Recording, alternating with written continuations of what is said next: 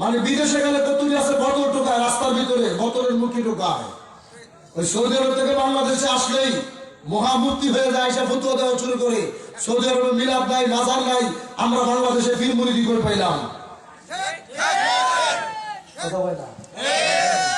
এদের ইসলাম হয়েছে সৌদি আরব। এদের ইসলাম মূলত তারা আল্লাহর হাবিবকে তারা চিনে নাই, আহলে বাইতকে তারা চিনে নাই, ওলি আল্লাহ নাই। তারা ওই সামসামি কইরা সুদে টাকা আইনা যেমনি হোক বাপ দাদার জমি ভিটা বেচা টাকা কামাইতে বিদেশে গেছে। সৌদি আরব যায়া ওই দালালদের কাছে পইরা আজকে সেই দেশ থেকে আইসা বলে ওই দেশে মাজার নাই, মিলাদ নাই, আমরা মিলাদ কই পাইছি। ওই দেশের ইসলাম যদি তুই প্রতিষ্ঠা করস, সেই দেশে বর্তমানে সিনেমা চালু করছে, তুই কি তোর বাড়িতে সিনেমা বানাবি? কথা বলবে কেন? সৌদি সরকার সিনেমা হল বৈধ করে দিয়েছে, তাই বলে কি আপনি আমি সিনেমা হল বৈধ করে দিব? যেই দেশে নারীদের পর্দা ছিল ফরজ, আজকে সেই দেশে নারীদেরকে উপরে রাস্তায় কাজের জন্য বানিয়ে দিয়েছে। আজকে সেই দেশে নারীদেরকে জিনা করা, নারীদেরকে টাকা দিয়ে কিনে নারীদেরকে ভোগ করা তারা হালাল করে দিয়েছে। এটাকে আপনি হালাল করতে পারবেন? পারবেন? আজকে লিবিয়াতে মুসলমান মারা যায়, আফগানিস্তানে মুসলমান মারা যায়, ফ্রান্সে মুসলমান মারা যায়, আজকে পৃথিবীর বিভিন্ন দেশে মুসলিম জাহানের উপর আক্রমণ করে। ওই সৌদির বাচ্চা তো একটুও মাথা চাড়া দিল না। তোমরা সৌদি থেকে আইসা বাংলাদেশে, সৌদি আরবে মাজার নাই, মিলাদ নাই, পীর নাই, বাংলাদেশে পীর মুরিদি কোথায় পাইছি? কথা বল না কেন? বাঁচার কোন উপায় নাই। কোন দিকে যাইবা? আকাশে যেমন ঘুড়ি ঘুরায়, আল্লাহ ঘুড়ির সুতা ছেড়ে দিয়েছে, যতবার উঠতে থাকো, যতবার উঠতে থাকো। যখন টান দিবে, মাত্র টান দেওয়া শুরু করছে, মাত্র শুরু করছে, এমন এক রোগ দিছে দেখাও যায় না, ধরাও যায় না, কান দিয়ে ঢুকে, নাক দিয়ে ঢুকে, চোখ দিয়ে ঢুকে, মাগার কেউ দেখে না। কথা বলে যতই তুমি কোটিপতি হও, যতই মন্ত্রী মিনিস্টার হও, চেয়ারম্যান হও, মেম্বার হও, পার্লামেন্ট মেম্বার হও, এমপি মন্ত্রী মিনিস্টার হও, চাইলে কিন্তু তুমি শেষ। তোমার সাথে ভাই তাহারা সংসদে বসে কথা বলতো, এদের ভিতরে কয়েকটা অলরেডি ধরে গেছে। অথচ রিক্সাওয়ালা, ভ্যান চালক, মাটি কাটা মানুষ, কৃষক মানুষ, এরা এখনো বাচ্চা আছে। এটা তাকে ছোট করে দেখার বিষয় নয়। আমার কথাটা ছিল, আল্লাহ যাকে ধরবে সে যেখানে থাকুক না কেন, তার সেখানে টান দিয়ে ধরবে। সাদ্দাত জান্নাত বানাইছিল, বিশাল বড় জান্নাত, জান্নাতের নাচ নিয়ামত সব কিছু তৈরি করছে। 12 বছর, 16 বছর, 18 বছরের মেয়েদেরকে দিয়া জান্নাতের হুর গেরমান বানাইছে। আল্লাহ লগে পাল্লা দিয়ে জান্নাত বানাইছে। এত বড় জান্নাত বানায়া যখন জান্নাতের ভিতরে ঢুকতে গেছে, এক পা ভিতরে দিছে, আরেক পা বাইরে। আল্লাহ আজরাইলকে এই ওরে ধর, আপনি দাঁড়ান। কে আপনি? আমি আল্লাহর ফেরেশতা মালাকুল মউত আজরাইল। আপনি এনে কেন? আপনার জান কবজ করতেছি। ভাই তোর পায়ে ধরে মাপ চাই, আমি এত কষ্ট করে জান্নাতটা বানাইলাম, আমার একটা মিনিট সময় আল্লাহর জান্নাতটা দেখবো। আল্লাহ কয় আর 1 সেকেন্ডের সময় তোমার জন্য নাই। সেখানেই শেষ। কিসের অহংকার করবেন আপনি? আমি এখান থেকে বের হয়ে আমি তাৎপুরি আমার বাবার সেই গাছালত মঞ্জিলে যেতে পারবেন কোনো গ্যারান্টি আছে? আপনি কিশোর ফন্ডের সম্পাদক, এখান থেকে বের হয়ে আপনার বাড়িতে যাইতে পারবেন কোনো গ্যারান্টি আছে? আল্লাহ রাব্বুল আলামিন কুরআনুল কারীমের ভিতরে একটু আগে আপনাদের সম্পাদক সাহেব সুন্দর ভাষায় কোরআন থেকে আপনাদেরকে সংগঠনের কথা বললেন। 21 পারা আল্লাহ বললেন, লাকাদ কানা লাকুম ফি রাসূলিল্লাহি উসওয়াতুন হাসানাহ। এই পৃথিবীর জমিনে কাকে তোমরা ফলো করবা, কার কথা মতো তোমরা চলবা।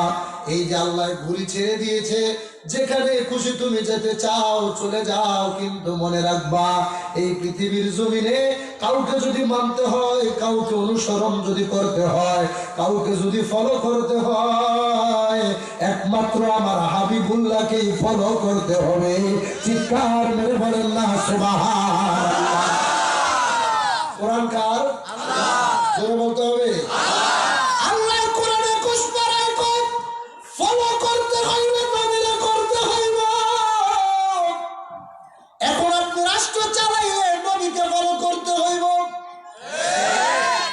সমাজের ভিতরে মানুষের নেতৃত্ব দিতে হলে আল্লাহর হাবিবকে তোমার ফলো করতে হইব।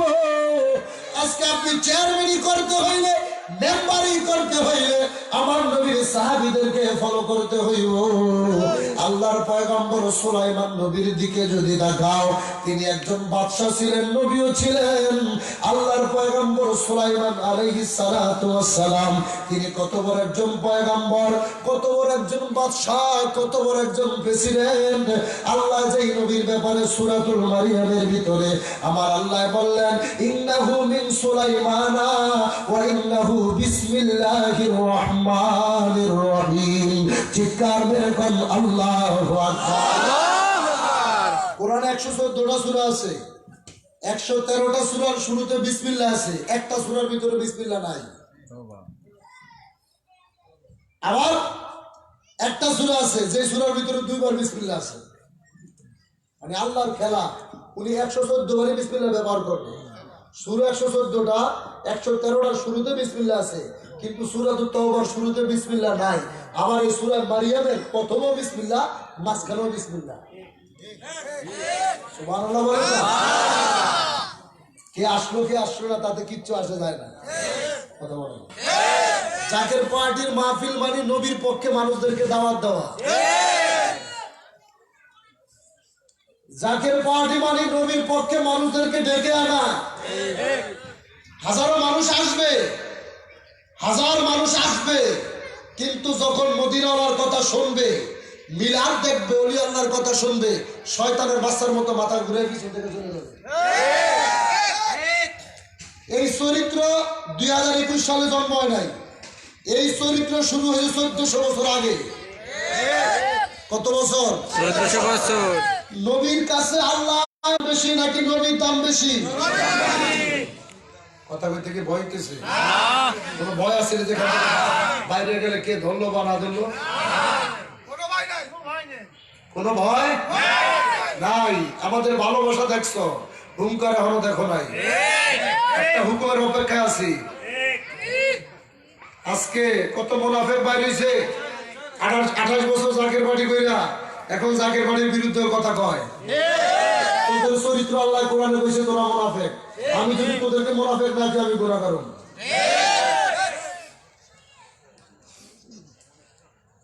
আল্লাহর পয়গম্বর সুলাইমান আলাইহিস সালাতু ওয়াস সালাম বিশাল সমাবেশের আয়োজন করলেন। এত বড় সমাবেশ তিনি সাজাইলেন।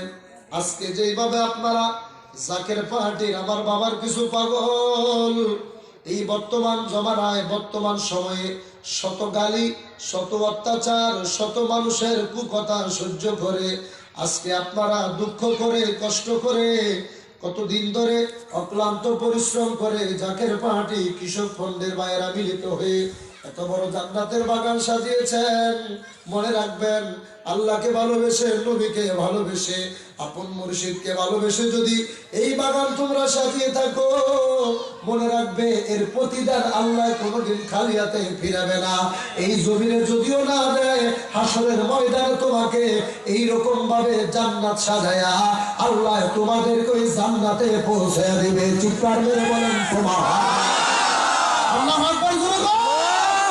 রহমতে আলম নবী নূরে মুজাসসাম, সাহাবীরা আতর বানায় ওই নবীজির ঘাম। বলো সাহাবীরা আতর বানায় ওই নবীজির ঘাম। সবাই রহমতে আলম নবী নূরে মুজাসসাম, সাহাবীরা আতর বানায় ওই নবীজির ঘাম। বলো সাহাবীরা আতর বানায় ওই নবীজির ঘাম। চিনো মানো জানো কেমন আমার নবীজি।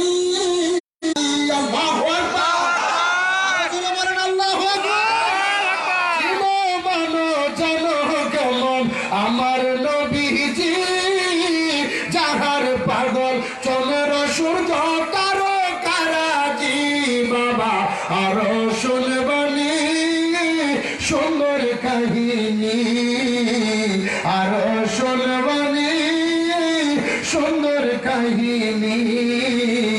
জান্নাতের ওই রোমে রোমে লেখা নবীর নাম বলো জান্নাতের ওই রোমে লেখা নবীর নাম সবাই রহমতে আলম নবী নূরে মুজাসসাম সাহাবীরা আতর বানায় ওই নবীজির ঘাম বলো সাহাবীরা আতর বানায় ওই নবীজির ঘাম আল্লাহর পয়গম্বর সুলাইমান আলাইহিস সালাতু ওয়াস সালাম যিনি গাছের ভাষা বুঝতেন মাছের ভাষা বুঝতেন পশু পাখির ভাষা যিনি বুঝতেন ক্ষমতা দিয়েছে কি আল্লাহ জোরে আল্লাহ এই আল্লাহর পয়গম্বর সুলাইমান নবী রাজদরবারে মানুষদেরকে নিয়ে সমাবেশের ভিতরে বসলেন সমাবেশের ভিতরে আপনারা ওখানে সামিয়ানা লাগিয়েছেন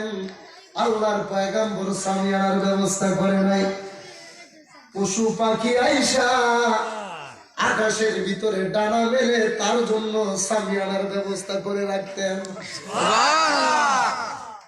এই যে সুবহানাল্লাহ আলহামদুলিল্লাহ আল্লাহু আকবার কোনটা কোন জায়গা বলে এটা যে এখন সুবহানাল্লাহ বলছে ঠিক আছে আশ্চর্যজনক কোনো ঘটনা শুনলে মানুষ বলতে হয় কি সুবহানাল্লাহ নিজের ক্ষেত্রে কোনো কাজ উপকার হয়েছে কোনো নিয়ামত পাইছেন নিজে কোনো কাজে সাকসেস হয়েছেন শুকরিয়া তান আলহামদুলিল্লাহ আল্লাহর কোনো গুণবাচক আল্লাহর কোনো ক্ষমতা সম্পর্কে হঠাৎ কোনো কথা শুনছেন হঠাৎ আল্লাহর কোনো নিয়ামতের কথা শুনেছেন সঙ্গে সঙ্গে আল্লাহু আকবার মনে থাকবে আল্লাহর পয়গম্বর সুলাইমান আলাইহিস সালাতু ওয়াস সালাম জান্নাতের বাগানে মিটিং এ তিনি বসে আছে হুদহুদ পাখি হঠাৎ করে রাষ্ট্র তারাও চালিয়েছে দেশ তারাও তো চালিয়েছে পৃথিবী শাসন করেছে আমার নবীর সাহাবী হযরত ওমর ইবনুল খাত্তাবের দিকে যদি তাকান রাষ্ট্রকে অনেক সময় আবেগের ভরে হোক বেবুঝে পড়ে হোক অনেক সময় কথা বলে ফেলে যে পীরের কাছে মুরিদ হইতে গেছি আবার পার্টি কেন করা লাগবে বলে না আপনাদের খারাপ লাগতেছে কারণ অনেক শীত চতুর্দিকে সাইডে যদি একটু প্যান্ডে দিত আপনাদের কষ্ট করা হতো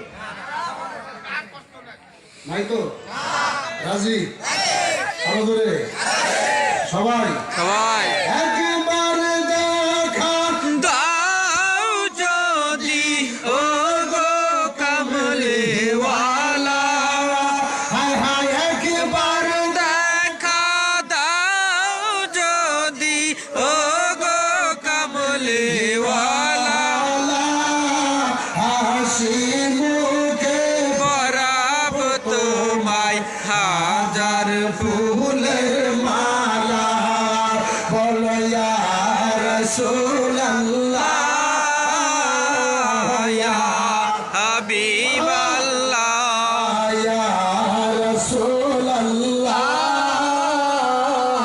ইয়া হাবিবাল্লাহ গোলাপ নীলাম গাধা নীলাম নিহিলাম রজনীগন্ধা মোহনের সুখে মালা গেঁথেছি সকাল থেকে সন্ধ্যা বলো ইয়া রাসূলুল্লাহ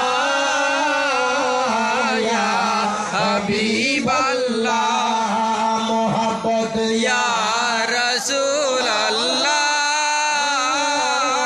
ইয়া হাবিবাল্লাহ হলুদ ফুলকে প্রশ্ন করি তুমি রংটি কোথায় পেলে নূর নবীজির নূরানি চেহারার কথা শুধু বলে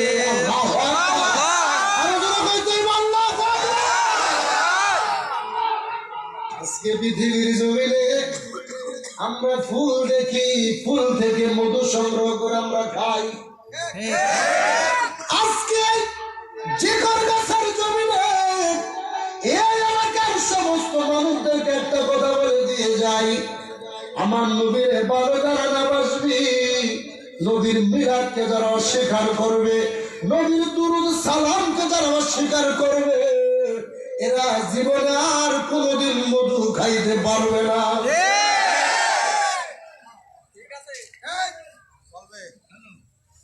এখন এই দেশের মানুষগুলো বলবে জাকের পার্টির চেয়ারম্যানের কদম থেকে ছোট্ট একটা মাওলানা আমাদের এলাকায় এসে আমাদেরকে কেন মধু খাওয়া বন্ধ করে দিয়ে গেল। আমি যদি কথাটা না বলি সকালবেলা আপনাদের এসে কলারে ধরবে, তোদের মাওলানা সাহেব এই কথা কেন বললো? কথার ভিতরে তো কারণ থাকতে হবে। কোনো কথা না বলে কেন আমাদের মধু খাওয়া বন্ধ করে দিল? কেন আপনাদের মধু খাওয়া বন্ধ করে দিলাম? আজকে মধু কোথায় হয়? পৃথিবীর কোন মানুষকে মধু দেখছেনি? হ্যাঁ, বলে মধু আছে কেউ খুঁজে বাইর করতে পারবে না। এটা এখান থেকে সংগ্রহ করে কি জোরে মজাটা রাখলাম একটু পরে। রাষ্ট্র কেমনে চলবে, দেশ কেমনে চলবে? আমার নবীর সাহাবী ওমর ইবনুল খাত্তাবের দিকে তাকাও। ভালোবাসা কারে কয়, প্রেম কারে কয়? যে ওমর নবীকে হত্যা করার জন্য তরোয়ার হাতে নিয়ে ঘর থেকে বের হয়েছিল, শত শত জাকের আছেন হুজুরকে দেখতে গেছে, ভণ্ড কইছে হুজুরের দরবার আপনারা দেখার জন্য গেছেন। কেউ বা মেলার মাঠ দেখতে গেছে, যেই রকম আজকের মাহফিলে 3 শ্রেণীর মানুষ আছে। অনেকে কষ্ট করে ওয়াজ শোনার জন্য মাহফিল এসে বসে আছে, আবার একদল আছে জালমুড়ি খাইতে মাহফিল আইছে, আর একদল আইছে মাহফিল যখন শেষ হইব ইয়া নবী সালাম আলাইকা যখন বলবে রে তো জানে আর কিছু আসমানা আছে জাকের বাড়ির মাহফিলে তবরক আছে, বিদায় বেলা তবরক খাওয়ার লোভে বইরা এই জান্নাতের বাগানি তারা আসবে। সাক্ষী দেন, সাক্ষী দেন, আসবে না? লুবি মানুষ বলতে বাধ্য হয়েছি। আজকে খেলা একটা হবে, যেদিন আগে বলেছে এদেরকে তবরক দিয়ে যদি তাই পরে পিছিয়ে দিতে পারবে। রাজি কথা কয় না? আমরা একটু বাবা সামনে আসেন, দেখে না কেমনটা লাগালে একটু পরে মানুষ করতে আসে ফেরেস্তায় হয়ে জায়গায় একটু সামনে চাপতে একটু জিজ্ঞেস করেন লা ইলাহা ইল্লাল্লাহ ও লা ইলাহা ইল্লাল্লাহ ও লা ইল্লাল্লাহ মুহাম্মাদুর রাসূলুল্লাহ সাল্লাল্লাহু। যে কথা বলতেছিলাম বন্ধু বানাবার, আমরা হুজুর কাবলা জানের দরবার দেখতে যাইতাম, বান্ধবের চেহারা মুবারক দেখা কত জাকের ভাই আছে পাগল হয়ে সত্য তরিকার মুরিদ হয়ে আসতো। 1400 বছর আগে ওমর রাদিয়াল্লাহু তাআলা আনহু নবীকে হত্যা করার জন্য তরবার হাতে নিয়েছে। আল্লাহ যার ভিতরে ইসলাম দিবে, যার ভিতরে প্রেম দিবে, সে যেখানে থাকুক না কেন যে কোনো ভাবে তার আল্লাহ জান্নাতের বাগানে এসে বসে দিবে। নবীর দরবারে ওমর যখন আমার নবীকে হত্যা করার জন্য রওনা করলেন, পথে দিয়ে যখন রওনা করেছে, যাওয়ার পথে তার ঘরের কোনায় দেখতেছে তার আপন বোন আল্লাহর নবীর শিক্ষা মোতাবেক কোরআন তেলাওয়াত করতেছে। কোরআনের সুরের কত দাম! কোরআনের সুর মোটামুটি তার কানে যখন গেছে, আদাদি নবীর দিক থেকে তার মেজাজ কমে গেছে। এরপরে যখন আমার নবী রহমাতাল লিল আলামিনের কদম মুবারক যখন যায় হাজির হয়েছে, আল্লাহর নবীর চেহারা মুবারক দেখা ওমরের হাত থেকে তরবারটা মাটির ভিতরে ফালাইয়া দিয়া আমার নবী নূরের নবীর কদম ধরে কই নবী গো ইয়া রাসূলুল্লাহ ইয়া হাবিবাল্লাহ, ও মায়ার নবী আমি ওমর ভুল করেছি, আপনার চেহারা মুবারক দেখা আপনার প্রেমে পড়ে গেছি মায়ার নবী, এই মুহূর্তে আপনি দয়া করে আমার কালেমা পড়াইয়া দেন আর আমাকে আপনার উম্মত হিসাবে মুসলমান বানাইয়া দেন। ঠিক করে দেন সুবহান। মাত্র মুসলমান বানাইছে ওমর রাদিয়াল্লাহু তাআলা মুসলমান হওয়ার আগে মক্কাতে যেইভাবে ইসলাম প্রচার হয়েছে, তিনি ইসলাম ধর্ম গ্রহণ করার পর ইসলামের প্রচার আরো দ্বিগুণ বেড়ে গেছে। কাফেররা ওমরের সামনে আসতে সাহস পাইতো না, তরবার দেখলে দূর থেকে পালাইতো। দূর থেকে পালাইতো। এই ওমর রাদিয়াল্লাহু তাআলা আনহু মুসলিম জাহানের দ্বিতীয় খলিফা। তিনি যখন রাষ্ট্র চালাইতেন, অর্ধ পৃথিবীর বাদশাহ, সারা দুনিয়াটার অর্ধেকটা দুনিয়া তিনি শাসন করেছিল। অর্ধ পৃথিবীর বাদশাহ হযরত ওমর ইবনুল খাত্তাব রাদিয়াল্লাহু তাআলা আনহু ইসলাম গ্রহণ করার পর দেখেন প্রেম কি জিনিস। আজকে আমরা অনেক সময় অনেক জায়গায় ইসলাম ছেড়ে দিচ্ছি, মানে নবীর পথ ছেড়ে দিচ্ছি সন্তানের জন্য, ওই বাইস্তার জন্য, মেয়ের জামাইয়ের জন্য, তাউর জন্য। মেয়ের জামাই একটা কইছে আপনি মিলাদ করেন না, শ্বশুর মিলাদ করা বাদ দিয়ে দিচ্ছি। বাইশটা একটা বিদেশ থেকে কইছে এগুলো ঘন্টা মেয়ে দিকে যায় না, যাওয়া বাদ দিয়ে দিচ্ছে। আমার নবী সরকার দু আলম উমর যখন ইসলাম গ্রহণ করেছে, তার বাবা খাত্তাব আমার নবীর বিরুদ্ধে যখন ষড়যন্ত্র শুরু করছে, হযরত ওমর রাদিয়াল্লাহু তাআলা আনহু আল্লাহর নবী দরবারে কয়, নবী গো আপনি আমাকে একটু হুকুম দেন, আমার বাবা খাত্তাবকে আমি হত্যা করব। কেন? আমার বাবা আপনাকে মারার জন্য ষড়যন্ত্র করতেছে। বাবারে মারবো, নবীর কাছে পারমিশন চায়। কি প্রেম তাদের ভিতরে ছিল। আমার নবী কয়, বাবা যদি ইহুদিও হয়, মা যদি ইহুদিও হয়, বাবা মার সাথে খারাপ আচরণ করা যাবে না। এমনি কি মানুষ তারা দেখে মুসলমান হয়েছে, তিনি লাঠিতে বাইরে বোমাবাজি কইরা ওই মসজিদে মসজিদে ঘুরা পিঠের মধ্যে গাঁট তুলে মানুষকে মুসলমান বানাইতে যায় নাই। এনার প্রেম দেখে কাফেররা এসে তার কাছে মুসলমান হয়েছে। যে প্রেম দেখছিল বিশ্বনী খাদা ফরিদপুরি, আর তিনি যখন শরীয়তে পর্দা নিয়েছে 2001 সাল থেকে 2021 সাল পর্যন্ত একমাত্র জাকের পার্টি চেয়ারম্যানকে দেখা কোটি কোটি মানুষ এখন বিশ্ব জাকের মধ্যে লেগেছে। হুজুরকে যারা দেখছে তারা তো হুজুরকে দেখাই মরে গেছে, কিন্তু হুজুর পর্দা নেওয়ার পরে আমরা কারে পাইছি? আরো জোরে বলেন কারে? রাতের অন্ধকারে বলেন, ঝড় তুফানে বলেন, বৃষ্টিতে বলেন, সিলোরে বলেন, এই করোনা ভাইরাস নামক মহামারীতে বলেন, মামলা মোকদ্দমায় পরে বলেন, বিপদে পরে বলেন, অভাবে পরে বলেন, রোগে পরে বলেন, আজকে শত বিপদে আপদে দুঃখে সুখে একজনকে আপন হিসাবে বান্ধব পেয়েছি। তিনি হচ্ছে আমার বাবার প্রতিচ্ছবি, আমার বাবার জ্ঞানের ছবি, হিজবুল্লাহর মহাইমাম, জাকের পার্টির মহামান্য চেয়ারম্যান পীরজাদা আলহাজ হযরত খাজা মুস্তাফা মীর ফয়সাল মুজাদ্দিদি। কথা বলেন ঠিক কি না? আল্লাহু আকবার, আল্লাহু আকবার, জিন্দাবাদ, জিন্দাবাদ, জিন্দাবাদ, আল্লাহু আকবার।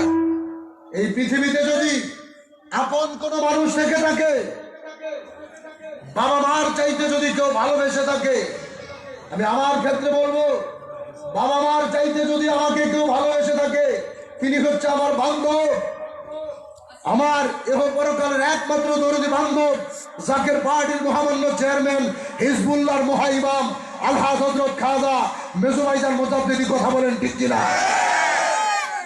শত দুঃখ, শত কষ্ট, শত ব্যথা নিয়ে যখন আপনারা বিশ্বলীর বাসালত মঞ্জিলে যান, দাঁড়াইবার একটু জায়গা পান না, কত ধাক্কা খাইতে হয়, কত মানুষ ধাক্কা দেয়, কত কষ্ট করে যখন আমার বাবার আওলাদের সামনে যান, দূর থেকে যখন দেখে, নাসির ভাই ভালো আছেন, আপনার এলাকার সভাপতি ভাইয়ের নাম কি জানেন? সরোয়ার ভাই। ওনাদেরকে তো ওনার ভালোবাসাটা কি, উনি যখন দূরে দেখে, দাদা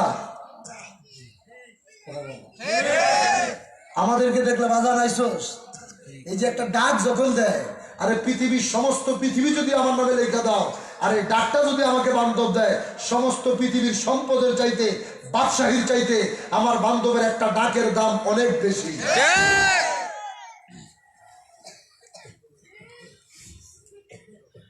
আল্লাহর নবীর সাহাবী হযরত ওমর রাদিয়াল্লাহু তাআলা আনহু নবীর কাছে যখন পারমিশন চেয়েছে, নবী কয়, বাবা মা যদি ইহুদিও হয়, বাবা মার সঙ্গে বেয়াদবি করা যাবে না।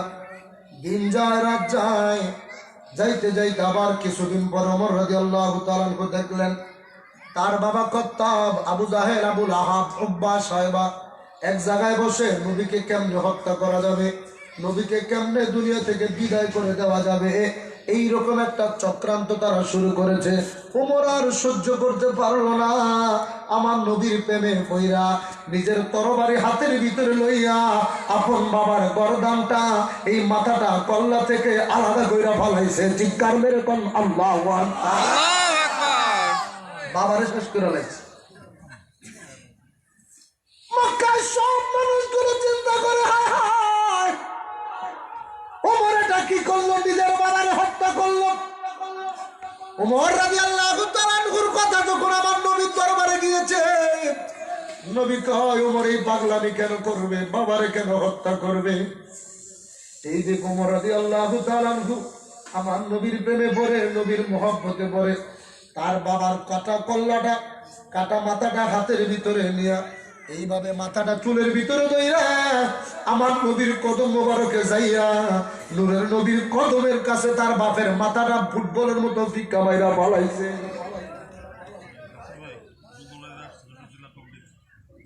নারে তাকবীর। আল্লাহু আকবার। যশোর জেলা কমিটি যাকে পার্টি মূল দলের নেতৃবৃন্দ আপনাদের মাঝে আগমন করছে, সকলে বলি মারহাবা। মারহাবা। বসেন। আল্লাহর নবী দরবারে ওমর রাদিয়াল্লাহু তাআলা আনহু দাঁড়িয়ে চোখের পানি ছেড়ে কাঁদে না। নবী ওমর তুমি কি করেছো? তুমি তোমার বাবার হত্যা করলে।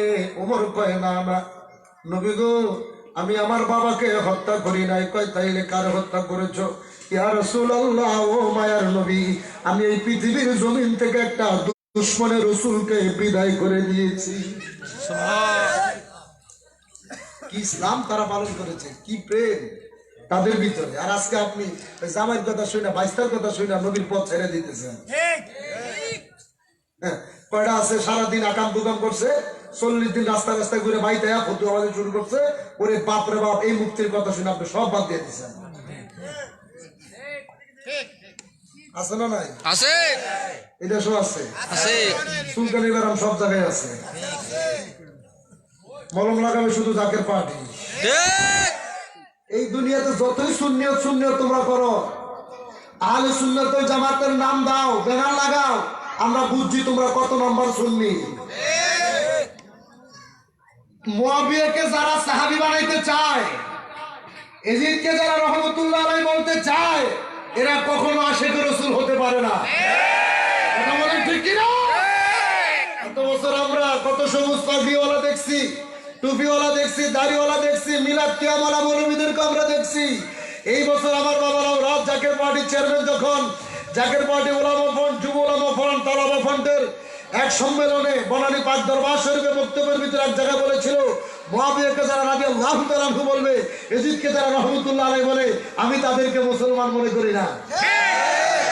এই কথা বলার সাথে সাথে বাংলাদেশের সব হুজুরেরা যারা সারা জীবন মিলাদ পড়লো, নবীরে নূরের নবী কইলো, এরাও ফতোয়া শুরু করছে মুয়াবিয়া সাহাবী ছিল, সাহাবী ছিল। তাহলে তোমরা কত নাম্বার শুনলি? হ্যাঁ, যে মুয়াবিয়া আমার নবীর নাতি হযরত ইমাম হাসান রাদিয়াল্লাহু তাআলা আনহুকে সরাসরি বিষ খাওয়া হত্যা করছে, যেই মুয়াবিয়া চক্রান্ত করে সিফফিনের যুদ্ধে আম্মাজান আয়েশা সিদ্দিকা রাদিয়াল্লাহু তাআলা আনহা শের খোদা হযরত আলী কাররামাল্লাহু ওয়াজহুর সঙ্গে ভুল বুঝাবুঝি বানিয়ে দিয়ে বিশাল যুদ্ধের সৃষ্টি করলো, যেই যুদ্ধের ময়দানে প্রায় 800 নবীর সাহাবী শহীদ হলো।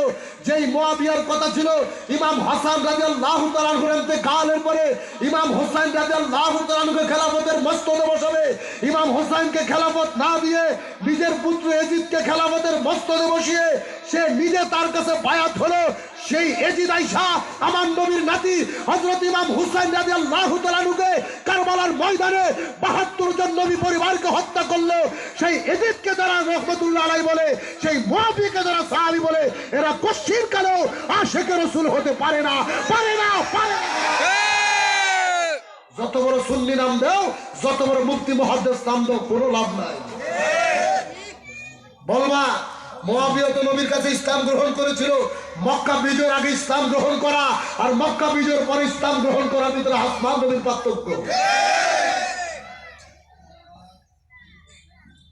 জাকের পার্টি যারা করেন হুজুরকে ভালোবাসা, এদের জাকের পার্টি করা আর এখন ঠেলায় করে জাকের পার্টি করার মধ্যে পার্থক্য আছে। সামনে দিন আসতেছে, এখন যেমন রাজনৈতিক দল দিয়ে বুঝায়, যারা জিজ্ঞাসা সেই কামে আমলি, কথা বলেন না। ঠিক হাসির কথা আমাকে জানেন সারা জীবন যারা বিএনপি করতে গালি দিছে এটা জিজ্ঞাসা আমি দল করি আমি দলের লোক ঠিক কিনা ঠিক এমন একদিন আসবে এই জমানার মুজাদ্দেদ 18 শতাব্দীর মুহাইমাম 18 শতাব্দীর মুজাদ্দেদ দাদা হুজুর খাজা এনায়েতপুরি যদি সত্যি হয়ে থাকে, আমার পীর কেবলা দান মহাওলি বিশ্বলি খাজা ফরিদপুরি যদি সত্য হয়ে থাকে, তিনারাও লাল জাকের পার্টির মহামান্য চেয়ারম্যান যদি সত্য হয়ে থাকে, Zaker party senior vice chairman Khaja মেদুজা সালার মুজাদ্দেদি যদি সত্য হয়ে থাকে, তিনাদের জবান যদি সত্য হয়ে থাকে, জাকের পার্টির বিজয় আসবেই আসবে। কথা বলেন ঠিক কিনা? জিন্দাবাদ জিন্দাবাদ জিন্দাবাদ জিন্দাবাদ জিন্দাবাদ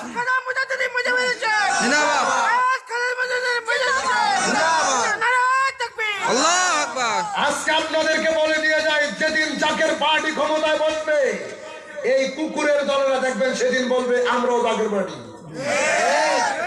কিন্তু তোদেরকে ধরার প্র্যাকটিক্যাল রাস্তা হুজুর আমাদেরকে বের করে দিয়েছে। সেদিন আমরা জিজ্ঞাসা করব কার বাড়িতে বিশ্বলির বেসালত মঞ্জিলের ওরস শরীফের দাওয়াত নামাজ আগে দেখো। কথা বলে না। আমরা 8 দিন করতে পিকনিক করতে আসি নাই, ওই রাত্রে যাবো সকালবেলা খাইয়া ঘুমিয়ে চলে আসবো। এই পিকনিক জাকের পার্টির চেয়ারম্যান শিক্ষা দেয় নাই, কারণ হুজুর এই নসিহত শরীফের ভিতরে, এটা কি নসিহত? জি। এই নসিহত শরীফের ভিতরে বিশ্বলি খাজা ফরিদপুরি বলছে জাকের পার্টির মহামান্য চেয়ারম্যান মুস্তাফা মির ফয়সাল মুজাদ্দিদি যাহা বলে তাহা আমার। এই নামদারি বেয়াদব যারা জাকের পার্টি থেকে তালাক প্রাপ্ত, আমার কথা এইরকম, জাকের পার্টি থেকে যাদেরকে লাথি মেরা তালাক দিয়ে বাইর করে দিয়েছে, এগুলা সারা জীবন জাকের পার্টির চেয়ারম্যানের কথা বললো। একটু আগে কোরআনের কথা বলছিলাম, এখন একটু ওইদিকে ঢুকতে হবে আমার। কোরআনুল কারীমের 28 নম্বর পারায় 13 নম্বর পৃষ্ঠায় সূরাতুল মুনাফিকুন আল্লাহ সৃষ্টি করলেন, নাযিল করলেন।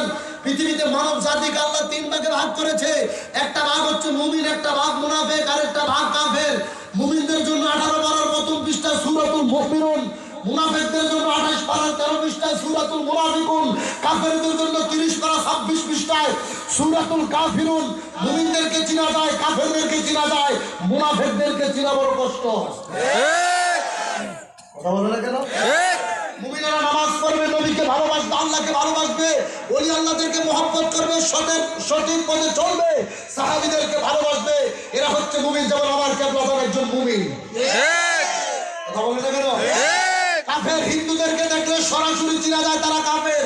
মূর্তি পূজা করে, দেবদেবীর পূজা করে, আগুনের পূজা করে, বিভিন্ন জায়গায় তারা সেজদা মারে, এদেরকে দেখলে বোঝা যায় তারা কাফের। কিন্তু মুনাফিক চিনা বড় কষ্ট।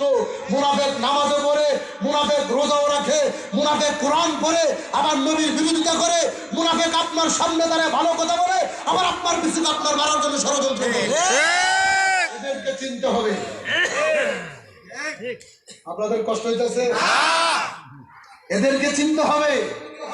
আল্লাহর হাবিব সাল্লাল্লাহু আলাইহি সাল্লামের উপরে আল্লাহ যে কোরআন নাযিল করেছে 28 নম্বর পারার 13 পৃষ্ঠায় সূরাতুল মুনাফিকুনের ভিতরে, ওই যে কিছুক্ষণ আগে বলেছিলাম এই মাথা ঘুরে না চরিত্র 1400 বছর আগে থেকে শুরু হয়েছে।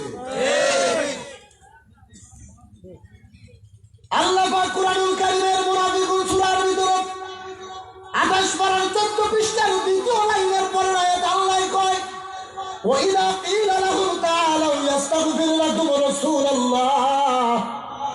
একটু আগে বলেছি জাকের পার্টি মানে নবীর পক্ষে মানুষদেরকে ডেকে আনা, জাকের পার্টির মাহফিল মানে রাসূলুল্লাহর পক্ষে মানুষদেরকে দাওয়াত দেওয়া। এবার প্র্যাকটিক্যাল প্রমাণ নিয়ে যাও নবীর দরবারে। আল্লাহ কোরআন নাযিল করেছে, আল্লাহ কয় ওয়াইদা কিলা লাহুম তাআলাউ ইস্তাগফির লাকুম রাসূলুল্লাহ। কতগুলো বেদ্যপ পেতাত্তা মূর্খরা কয় জাকের পার্টির কথা কি কোরআনে আসেনি, আত্মশিল্পীর কথা কি কোরআনে আসেনি। আরে ছাগল রাম ছাগল, কোরআন নাযিল হয়েছে 1400 বছর আগে, আর আমার হুজুর এই জমিন আসছে 1354 হিজরিতে। কথা বলেন, কোরআন নাযিল হয়েছে 1400 বছর আগে, হুজুর জাকের পার্টির ঘোষণা করছে 1989 সালে।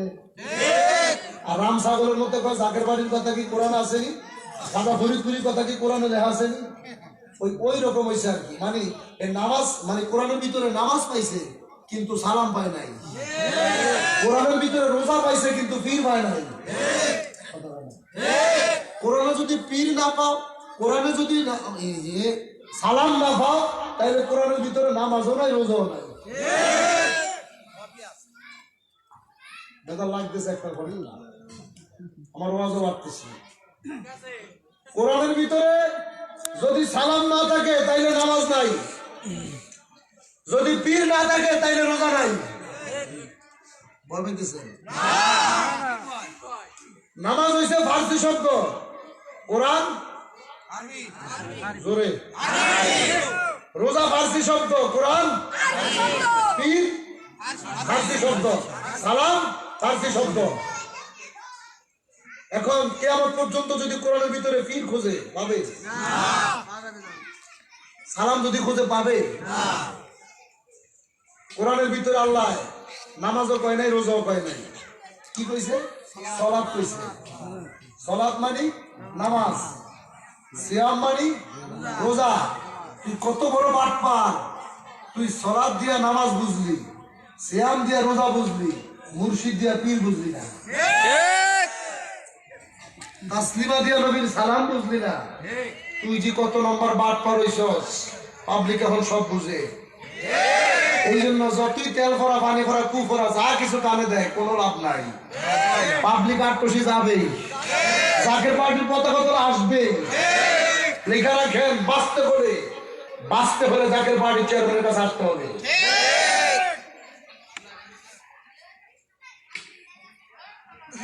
আল্লাহ হাবিবের কাছে কোরআন নাযিল করে আল্লাহ ওয়াইদা কিলা লাহুম তাআলা ইয়াস্তাগফির লাকুম রাসূলুল্লাহ। আয় নবীর কদমে কেন? ইয়াস্তাগফির লাকুম রাসূলুল্লাহ, আমার রাসূল তোদের জন্য আমি আল্লাহর কাছে ক্ষমা চাইব। যদি মাহফিল আসো নাই, ঘরে বসে বসে মসজিদে শুয়ে শুয়ে কোরআন শরীফ খুলে দেখো। 28 পারায় সুহাদ্দখানার কোরআন শরীফ সূরাতুল মুনাফিকুনের 17, সূরাতুল মুনাফিকুনের 2য় পৃষ্ঠা, 28 পারার 14 পৃষ্ঠার 2য় লাইনে আল্লাহ পাক বললেন, ওয়াইদা কিলা লাহুম তাআলা ইয়াস্তাগফির লাকুম রাসূলুল্লাহ। আয় আয় নবীর কদমে আয়, কেন? আমার রাসূল তোদের জন্য ক্ষমা চাইব। এরা কি করলো? নবীর ডাকে সাড়া দেয় না। যেই রকম ভাবে বলেছিলাম, মাহফিলে শত শত মানুষ আসে, হাজার হাজার মানুষ আছে। যখন মিলাদুন নবীর কথা বলা হয়, যখন নবীর দাঁড়া সালাম দেওয়া হয়, যখন ওলি আল্লাহর কথা বলা হয়, একদল মানুষ মাথা ঘুরায় পিছন থেকে বাড়ির দিকে চলে যায়। আল্লাহ কোরআনে তাদেরকে চিনিয়ে দিচ্ছে, ওয়াইদা কিলা লাহুম তাআলা ইয়াস্তাগফির লাকুম রাসূলুল্লাহ। আল্লাহ কয় আয় আয় বন্ধুর কদমে আয়, কেন? নবী তোদের জন্য ক্ষমা চাইব। এই বেদবে রাসূলগুলো কি করলো? আল্লাহ কয় লাউয়াউ রুসাহুম ওয়া রাআইতাহুম ইয়াসুদ্দুনা ওয়া হুম মুস্তাকবিরুন।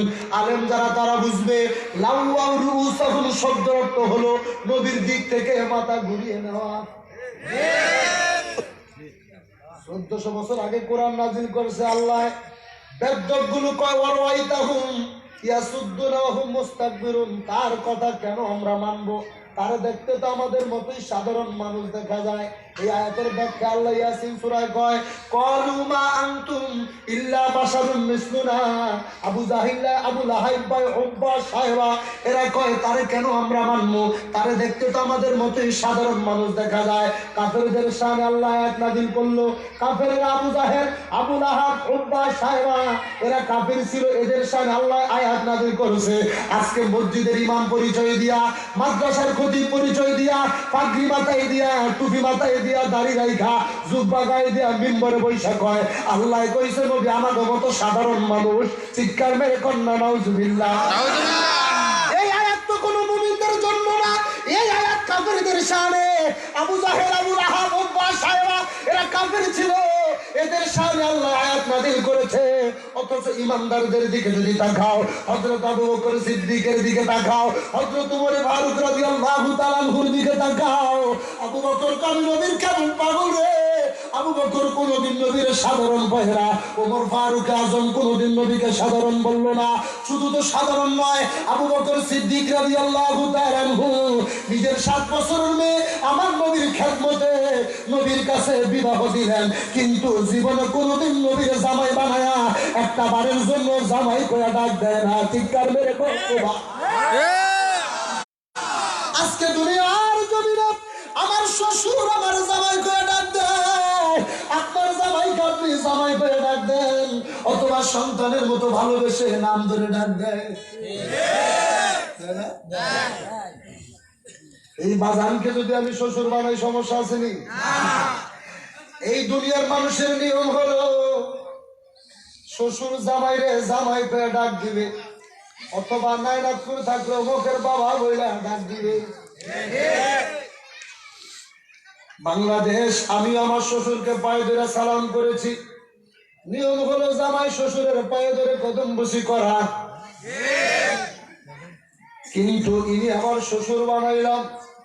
আগামীকালকে সকালবেলা যশোর পার্টি অফিসের সামনে হাজার হাজার মানুষের সমাগম, ওই জায়গায় শ্বশুরের সঙ্গে আমার দেখা। আমি যদি সবার সামনে দাঁড়াই, ইনি শ্বশুর হয়ে যদি সে আমার পায়ে ধরে সালাম করে, মানুষ তারে কি বলবে? পাগল। তার মাথায় সমস্যা আছে। হযরত আবু বকরকে আমার কেমন মাথায় সমস্যা, আমার ভাই উমরের কেমন মাথায় সমস্যা, এমন পাগল হইছি। 7 বছরের মেয়ে নবীর খেদমতে বিবাহ দিয়েছি, জীবনে একটা বারের জন্য জামাইরে জামাই কইরা ডাক দেই নাই। দুনিয়ার মানুষের নিয়ম হলো জামাই শ্বশুরের পায়ে ধরে কদম বসি করব, এমন জামাই বানাইছি, এমন শ্বশুর আমি হইছি, সারাটা জীবন নবীর প্রেমে পইরা শ্বশুর হইয়া জামাই পায়ে দইরা কদম বসি করেছি। চিৎকার মেরে আল্লাহু আকবার। এরা কোনদিন নবীর সাধারণ কয় না, আজকে ইমানদার দাবি কইরা, মুসলমান দাবি কইরা নবীর সাধারণ কইলা। এই জন্যই তো বলেছি নবীর পক্ষে ডাকা, জাকের পার্টি মানে নবীর পক্ষে মানুষদেরকে দাওয়াত দেওয়া। আজকের মাহফিলটা সাজাইছে জাকের পার্টি কৃষক ফ্রন্টের ব্যানারে, কিন্তু এই জায়গায় সন্ধ্যা থেকে এই পর্যন্ত আজান হয়েছে কি হয় নাই? ধরে কইতে নামাজ হয়েছে কি হয় নাই? জিকির হয়েছে কি হয় নাই? কোরআন তেলাওয়াত হয়েছে কি হয় নাই? আমার নবীর দুরূদ হচ্ছে, নবীর হাদিস থেকে, আল্লাহর কোরআন থেকে আলোচনা হচ্ছে নবীর মহব্বতে। এই কারণেই তো বলছি জাকের পার্টি মানে নবীর পক্ষে মানুষদেরকে দাওয়াত দেওয়া। অন্যান্য রাজনৈতিক দলের দিকে তাকাও, তাদের সমাবেশ হয়, মিছিল হয়, তাদের সমাবেশে গান বাজনা বাজানো হয়, নাচানাচি হয়, বাদ্যযন্ত্র হয়, মিছিল হয়, হরতাল হয়, ভাঙচুর হয়। আর জাকের পার্টির সমাবেশ মানি, জাকের পার্টির মিশন মানি, আজকে তো একটা মিশন মানি সমাবেশ, মিশন মানি সভা। আজকে জাকের পার্টির মিশন মানি, জাকের পার্টির সমাবেশ মানি। যেখানে হোক না কেন, ঢাকা জাতীয় উদ্যানে হয়েছে, সেখানেও তাকিয়ে দেখেন সর্বপ্রথম কোরআন তেলাওয়াত হয় কি হয় নাই? আজকে এই জায়গায় কোরআন তেলাওয়াত হইল, আজান হইল, নামাজ হইল, জিকির হইল, আল্লাহর নবীর মহব্বতের আলোচনা হচ্ছে। বিদায় বেলা নবীর মহব্বতে, নবীর সুন্নত হিসাবে মানুষদের মেহমানদারি করার জন্য তবারকের ইন্তজাম হয়েছে।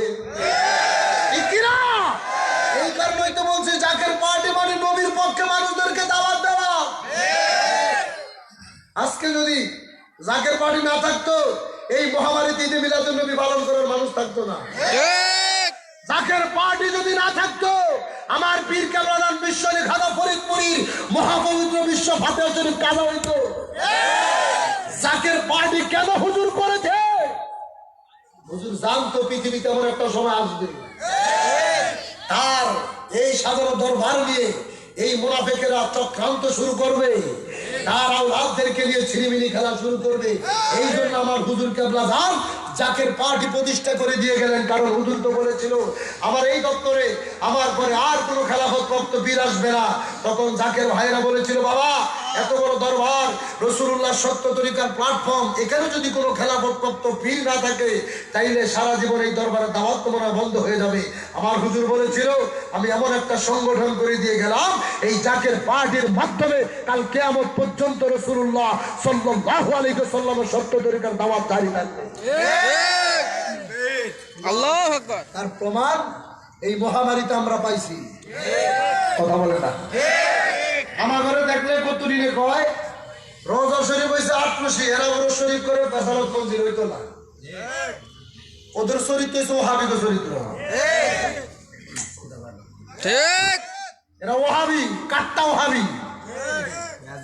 ওহাবিরা কইতো কি, আমরা যদি নবীর দ্বারা সালাম দিতাম, ওহাবিরা আমাদেরকে যুক্তি দিত, নবী ঘুমায় রয়েছে মদিনায়, এরা বাংলাদেশের দ্বারা নবীর সালাম দেয়, নবীর কেরা দেখছেনি? ঠিক না? ঠিক। তো নবী ঘুমায় মদিনায়, এরা সালাম দিছে বাংলাদেশে, নবী কে করে দেখছেনি? এটা কারা কইতো? ওয়াহাবি। কারে দিলা রাফিজের ওহাবি নাম করে দেখলে এরই করে, কারণ ওহাবি কইছে এখন তো গায়ে আগুন লাগলো। আমরা চরিত্র ওহাবি পার্ক ওহাবি করে আমরা সেতেন কে, আমার সুন্নি করে তো আমি সেতি না। ঠিক। আমাদেরকে সুন্নি করে তো আমরা সেতি না, আমরা চরিত্র ওহাবি পার্ক এলিকে আমরা করে আমরা ওহাবি করি। যে বেটা ঝালমুড়ি বেছে আরে মানুষকে ঝালমুড়ি হলা, ঠিক না? ঠিক। যে বেটা আচার বেছে আরে আচার হলা, ঠিক কিনা? যে বেটায় মানে চটপুড়ি বেছে আরে চটপুড়ি বলা। এখন আমরা মিলাদ করি, আমরা মিলাদ ওয়ালা শুননি, আমরা মিলাদের বিরোধিতা করে আব্দুল ওহাব বস্তির মতো এলিকে আমরা করে ওহাবি তো চেতেন কে? কথা ঠিক না? ঠিক। তো এদের চরিত্র ওহাবিদের চরিত্র। এখন আমার পীর কেবলা তিনি হচ্ছেন বিশ্ব অলি। কোন দিকে যাইতাম? এই যে ওরস শরীফের ডেট তারা ঘোষণা করলো 8 দিন, লেখছে 8 বিভাগের মানুষ 8 দিন আসবে, বহির্বিশ্বের মানুষ কই যাইব? আমার হুজুর তো শুধু বাংলাদেশের জন্য না, আমার হুজুর তো বিশ্ব অলি। মহাবিশ্বে মহাকামেল খাজা বাবা ফরিদপুরি, মহাবিশ্বের মহাকামেল দয়াল বাবা ফরিদপুরি। আসিলে বাবা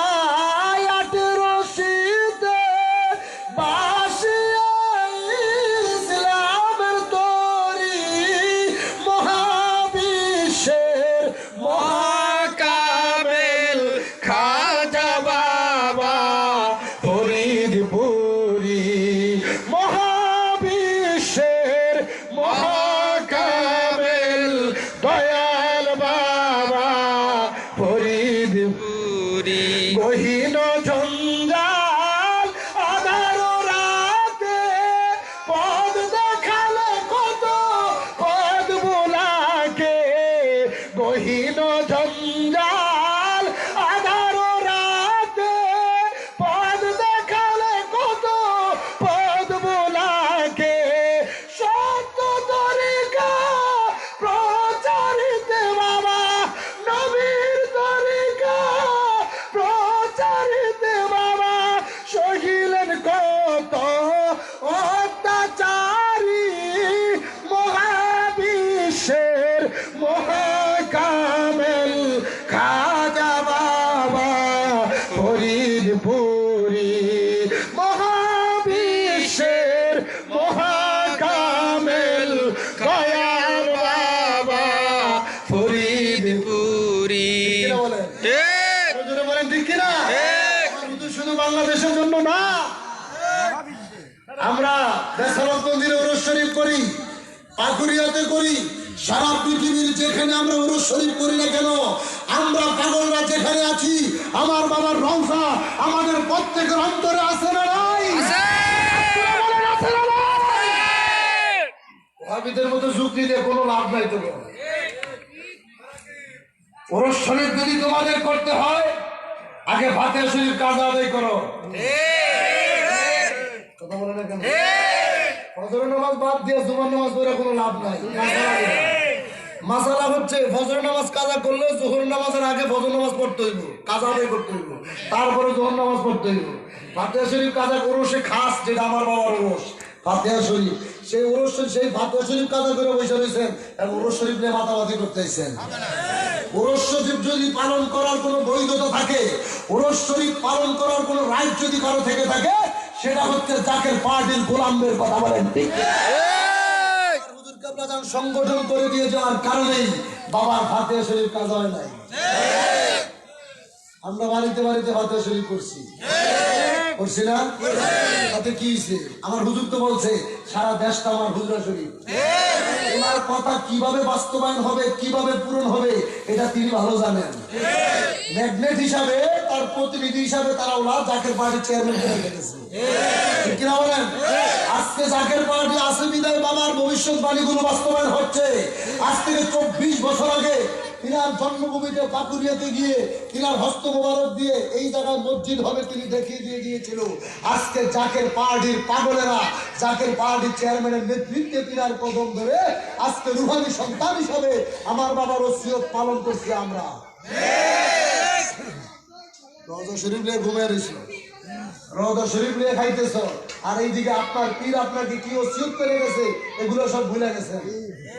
আপনার বাবা বলছে সারা দেশে হবে আমার বাবার হুজরা শরীফ, আমার হুজুর কাবলা শক্ত ইসলাম প্রতিষ্ঠায় সারা দেশে আজকে জাকের পার্টির চেয়ারম্যান দরবার শরীফ করে কি করে না? করে। রংপুরে জাকের মন্দির হয়েছে কি হয় নাই? আপনাদের যশোরে জমিনে জাকের মন্দিরে জায়গা নির্ধারণ হচ্ছে, মারহাবাগণ। বরিশালের জমিনে জাকের মন্দিরে জায়গা কেনার জন্য চেষ্টা চলতেছে, সিলেটের জমিনে জাকের মন্দিরে জায়গা কেনা হচ্ছে, চট্টগ্রামের জমিনে জাকের মন্দির তৈরি করা হচ্ছে, রাজশাহী বিভাগে জাকের মন্দির হচ্ছে। আমার বাবার পবিত্র জন্মভূমি পাকুড়িয়া পাক দরবার শরীফ আজকে তামাম পৃথিবীতে জাকের মন্দির হিসাবে পরিচয় হয়ে গেছে। এক দরবার থেকে বাইর করছো, সারা দেশটা আমার দরবার হয়ে গেছে। মাথায় কোনো ঘুম নাই, এখন টেনশনের শেষ। কি করলাম? কিছুদিন আগে আরেক খেলা, উরুস শরীফের ঘোষণা মোষণা কিছু নাই, মৌলবী কতুরি আছে, এরা সারা দেশে উরুস শরীফের দাওয়াতি মিশন শুরু করছে। তবু তো ঘোষণাই হয় না, তোরা কি মিশন করবি? আমার হুজুর থাকতো উরুসের ঘোষণা হয়েছে, তারপরে উরুস শরীফের মিশন সারা দেশে শুরু হয়েছে। উরুস শরীফের ঘোষণাই তো তোমাদের হলো না, তোমরা কিসের মাহফিল করলাম? আমরা ডিসেম্বর 1 তারিখ থেকে 30 তারিখ পর্যন্ত বাংলার আনাচে কোনাচে পাহাড়ে জঙ্গলে জাকেরানদের বাড়িতে বাড়িতে দোকানে রাস্তায় মাঠে ঘাটে আমরা উরুস শরীফের দাওয়াতি মিলাদ করেছি না? আমাদের রাইট আছে। আমার বাবার আওলাদ উরুস শরীফের ঘোষণা তিনি দিয়েছে, তোরা কেমন উরুস শরীফের দাওয়াত ঘোষণা না দিয়া কেমন তোরা মাহফিল করলি? কিসের? মাথা গরম হয়ে গেছে, মানে পাগল হয়ে যাইতেছে। কি থেকে কি করবে? মাথা যখন গরম হয়ে যায় প্রশ্নের উল্টা পাল্টা উত্তর দেয়, কথা বলেন না? চিন্তা করতেছে কি লাভ হইলো তাকে দরবারতে বাইর করে, এখন তাকে ব্যবসা আরো বাড়ছে। আল্লাহ মাফ করে। গত কিছুদিন আগে আমার বাবার আওলাদ মোহাম্মদ আনাস কালো মিয়াবাজার মুজাদ্দিদ সাহেব এক কথা প্রসঙ্গ বলেছিল, তাদের কিছু নেতা আছে না, এরা যখন মিয়াবাজারের সামনে গেছেন, মিয়াবাজার জানালে আরো তো বললেন তোমরা খালি জাকের পার্টির নেতা কর্মীদের বিরুদ্ধে কথা বলতে, তারা টাকা চুরি করে খায়, তাহলে 3 বছর ধরে তারা দরবার আসে না, তাহলে ফয়সাল মিয়া এত জায়গা দরবার করে কেন? তাহলে মেজবাইজের মতো দিদির কথা বললেন, সে সারা দেশে দরবার করে কেন যদি জাকের পার্টির নেতা কর্মীরা টাকা চুরি করে খায়? কথা বলে এটা যে কত নাম্বার 3 নাম্বার বাচ্চা ছাগলের একটু পরে দেখেন। ওই আয়াতের পরের আয়াত আল্লাহ কয় হুমুল্লাযীনা ইয়াকুলুনা লা তুনফিকু আলা মান ইনদা রাসূলিল্লাহ হাত্তা ইয়ানফাদ্দু ওয়ালিল্লাহি খাযাইনুস সামাওয়াতি ওয়াল আরদ ওয়ালাকিন্নাল মুনাফিকিনা লা ইয়াফকাহুন। এত বছর যারা আপনাদেরকে নেতৃত্ব দিয়েছে, এই যশোরের কত কুতুব আছে, আমি দেখছি ছোটবেলায় মাদ্রাসায় টিকিট কাউন্টারে দাঁড়িয়ে থাকতো, জাকের পার্টির চেয়ারম্যানের পায়ে ধরে বসে থাকতো টাকার জন্য। আমি দেখছি, আমি ভাষা আসি নাই, অন্য দরবার থেকে পড়ালেখা করে বিশ্ব জাকের মন্দিরে ব্যবসা করতে আই নাই, অন্য মাদ্রাসা থেকে লেখাপড়া করে এসে বিশ্ব জাকের মন্দিরে মাহফিল করতে আসি নাই। জাকের সন্তান হিসেবে আমার বাবার ঘরে জন্ম নিয়েছি, আমার আপন পিতা আমাকে ছোটবেলায় বিশ্ব জাকের মন্দির মাদ্রাসা খাদ্যখানা এসে দিয়ে চলে গেছে, চোখের পানি ছেড়ে ছেড়ে শুধু কেঁদেছিলাম। বাবার একটাই মাত্র ছেলে, 3 ভাইয়ের একটা ভাই ছিলাম, 3 বোনের আমাকে দরবারে রেখে গেল, আমার বাবাই কেঁদেছিল। গরিবের ঘরে জন্ম নেই নাই আমার বাবায়, বর্তমান জনতা ব্যাংকে চাকরি করে, তখনও আমার বাবা ঢাকা মতিঝিল জনতা ব্যাংকে চাকরিরত অবস্থায় আমাকে বাবার পদবি দিয়ে গিয়েছিলেন। সেখানে ভাত খাইছিলাম আগে, এখন তো ভালো ভাত খাই, তখন ভাতের ভিতরে পোক পড়ে থাকতো। এই ভাত খায়া হুজরা শরীফ ফরাদদের কাছে থাইকা ঝাড়ু দিয়া আজান দিতে দিতে সবাই তিনটের হাফেজ কাউন্টার আমরা জিকির করাই। সেই জিকির করতে করতে আজকে দাখিল পরীক্ষা দিলাম, আলেম হইলাম, ফাজিল পরীক্ষা দিলাম, কামেল পরীক্ষা। আজকে আমার বাবার আওলাদ জাকের পার্টির চেয়ারম্যানের নির্দেশে বাংলাদেশ সরকারি আলিয়া মাদ্রাসায় ঢাকাতে এখনো লেখাপড়া কইরা আজকে তিনার দপ্তরে গোলামি করতেছি। 22 আসি নাই, দরবারে থাকতে দেখেছিলাম, যেহেতু হুজরা শরীফ ঘুমাইতাম, হুজরা শরীফ থাকতাম। আপনাদের কতগুলো কুলাঙ্গার, কতগুলো বেয়াদব তারা বিশ্ব জাকের মন্দিরে যাইত, আমার বাবার আওলাদের কদমে থাকতো। আজকে তারা সেই খেদমতের বিরোধিতা করতেছে। অথচ বিগত 28 বছর তারা আপনাদের কাছে এসে খেদমত চাইছে। কথা বলে না, খেদমত কি 18 সাল থেকে নাকি সেই 1354 সাল থেকে? 1354 সাল থেকে। বিশ্ব জাকের মন্দির ঐতিহ্য হচ্ছে খেদমত। হয়তো বলবেন এগুলো কেন বলে, এগুলো আমার ঘরের কথা বলতেই হবে। এখন আপনি আমি একটা পরিবার, আমার বাবার আওলাদ তো বলেছে জাকের সমাজ হচ্ছে একটা পরিবার। আমার ঘরের ভিতরে ইঁদুর ঢুকছে, ইঁদুর থেকে ঘর রক্ষা করতে হবে। ঘাটতি মারা মুনাফিক এখন আপনাদের ভিতরে আছে। একটা ঝাড়া দিছে 14 বাদ হয়েছে, আর একটা ঝাড়া দিবে আর অর্ধেকটি বাদ হবে। এরপরে তিনি খুঁজবে 313 জন, এরপরে তিনি বাছাই করবে 313 জন। যেই 313 জন দিয়া তিনি জাকের পার্টির বিজয় পতাকা উড়াবে। এরা দরবারে থাকতো, আপনাদের কাছে আইসা মেজুবাইজানের কথা বলে খেদমত চাইতো না? সত্য কথা বলেন। এই যশোর থেকে শত শত গরু, চাউলের বস্তা, সবজি, তরি তরকারি, লক্ষ লক্ষ টাকার খেদমত কি আপনারা বিশ্ব জাকের মন্দিরে তাদের হাতে দেন নাই? দিছে কি তাই নাই? আজকে কেন তাইলে তারা বিরোধিতা করবে? কারণ কি? ঘটনা তো একটা আছে।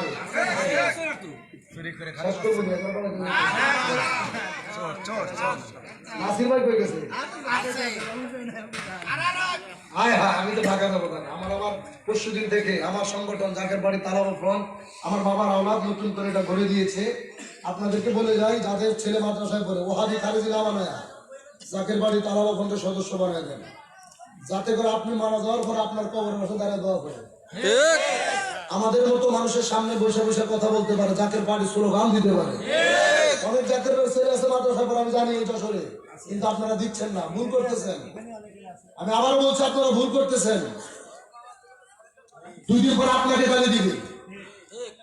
যদি সত্যের পতাকা ধরে তাদেরকে দেন, মরণ পর্যন্ত তারা আপনাদের জন্য দোয়া করবে। জাকের বাড়ির চেয়ারম্যান বারবার বলছে, বাজান তুমি সারা দেশে জাকেরানদের ঘরে ঘরে দেয়া, জাকেরানদের সন্তান যারা মাদ্রাসায় পড়ে তাদেরকে তালাবা ফন্ডের সদস্য বানাও। একটা হচ্ছে ওলামা ফন্ড, একটা যুব ওলামা ফন্ড, একটা তালাবা ফন্ড। ওলামা ফন্ড যারা বৃদ্ধ 40 বছর উপরে, যুব ওলামা যারা লেখাপড়া শেষ করে এখন চাকরি বাকরি করতেছে এরা, আর যারা মাদ্রাসার ছাত্র আছে একজোখানা থেকে শুরু করে কামেল পর্যন্ত, এরা হচ্ছে জাকের বাড়ি তালাবা ফন্ডের অন্তর্ভুক্ত, মানে মাদ্রাসা ছাত্র ফন্ড। আপনারা কি দিতে রাজি আছেন না ভাই? এই যে মাওলানা মেহেদী হাসান হাফেজ এবং মাহমুদুল হাসান, তারপরে মেহরাব, আপনাদের যশোরে অলরেডি আমার কমিটি করা আছে খুলনা বিভাগের। আপনারা এদের সঙ্গে যোগাযোগ করে দয়া করে আপনাদের ছেলেদেরকে তালাবা ফন্ডের সদস্য বানান। এরা বিশ্ব শরীফে যাবে, আমাদের হাজার হাজার আলেমের দরকার। এই যে ডিসেম্বর 1 তারিখ থেকে সারা দেশে লক্ষ লক্ষ মিলাদ হলো, আমরা কতজন আলেম আছি না? কত জাকেরানে আলেমের মিলাদ করেছে। কথা বলেন, আমাদের তো আলেমের দরকার। আপনারা দিবেন না? আপনারা খবর রাখবেন, কোন আত্মীয় বাড়িতে আপনার বোন হতে পারে, ভাই হতে পারে, তাদেরও সন্তান থাকতে পারে মাদ্রাসায় পড়ে, তাদেরকে সেখানে দেন। এখানে আসলে তারা জিএমবি হবে না, এখানে আসলে তারা জঙ্গিবাদ হবে না, শিবির হবে না। এখানে আইসা তারা মদিনার প্রেম শিখবে, ঠিক কিনা? এই চক্রান্তকারী আপনাদের কাছ থেকে খেদমত চাইতো। যেই রকম ভাবে 1400 বছর আগে কোরআন থেকে বলি, এদের পরিচয় হয়তো আপনারা বুঝবেন না।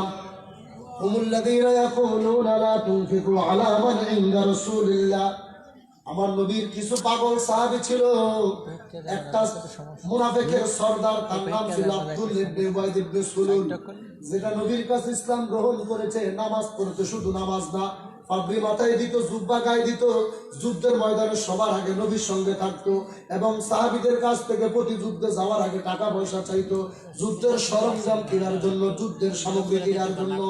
এই মুনাফিক যখন আম্মা জান আয়েশা সিদ্দিকা রাদিয়াল্লাহু তাআলা আনহাকে নিয়ে বাজে মন্তব্য যখন শুরু করলো, আমার রাসূল 40 দিন পর্যন্ত এই মুনাফিকের কারণে আম্মা জান থেকে আলাদা ছিলেন। 40 দিন আল্লাহ রাসূল আম্মা জানের সঙ্গে কথা বলে নাই, কারণ মিথ্যা রটনা রটাইছে আম্মা জানের বিরুদ্ধে।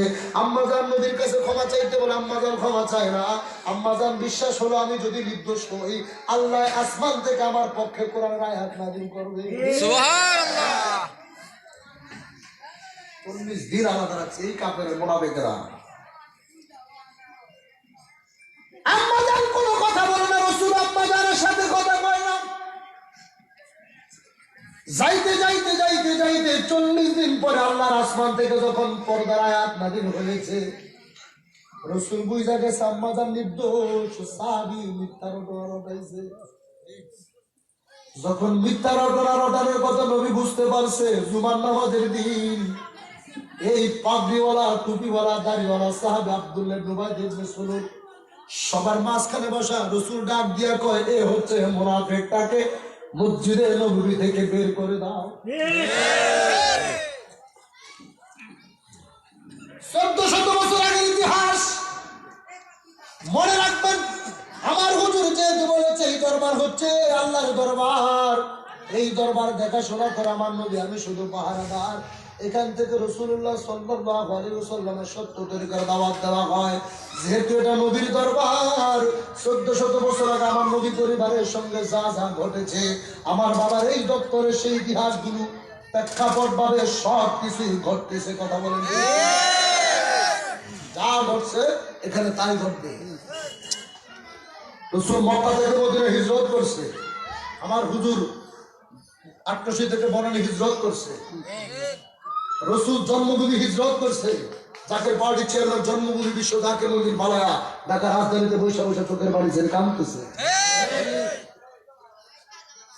আপনাদের বড় দুঃখ, 3 বছর ধরে রওজা শরীফ যাইতে পারি না, দুঃখ না? হিজরত কি কত ত্যাগ, স্বদেশ প্রেমের কত দাম। এত বছর ইতিহাস শুনেছেন, আজকে সেই ইতিহাস আপনারা নিজেরা কায়েম করতেছেন।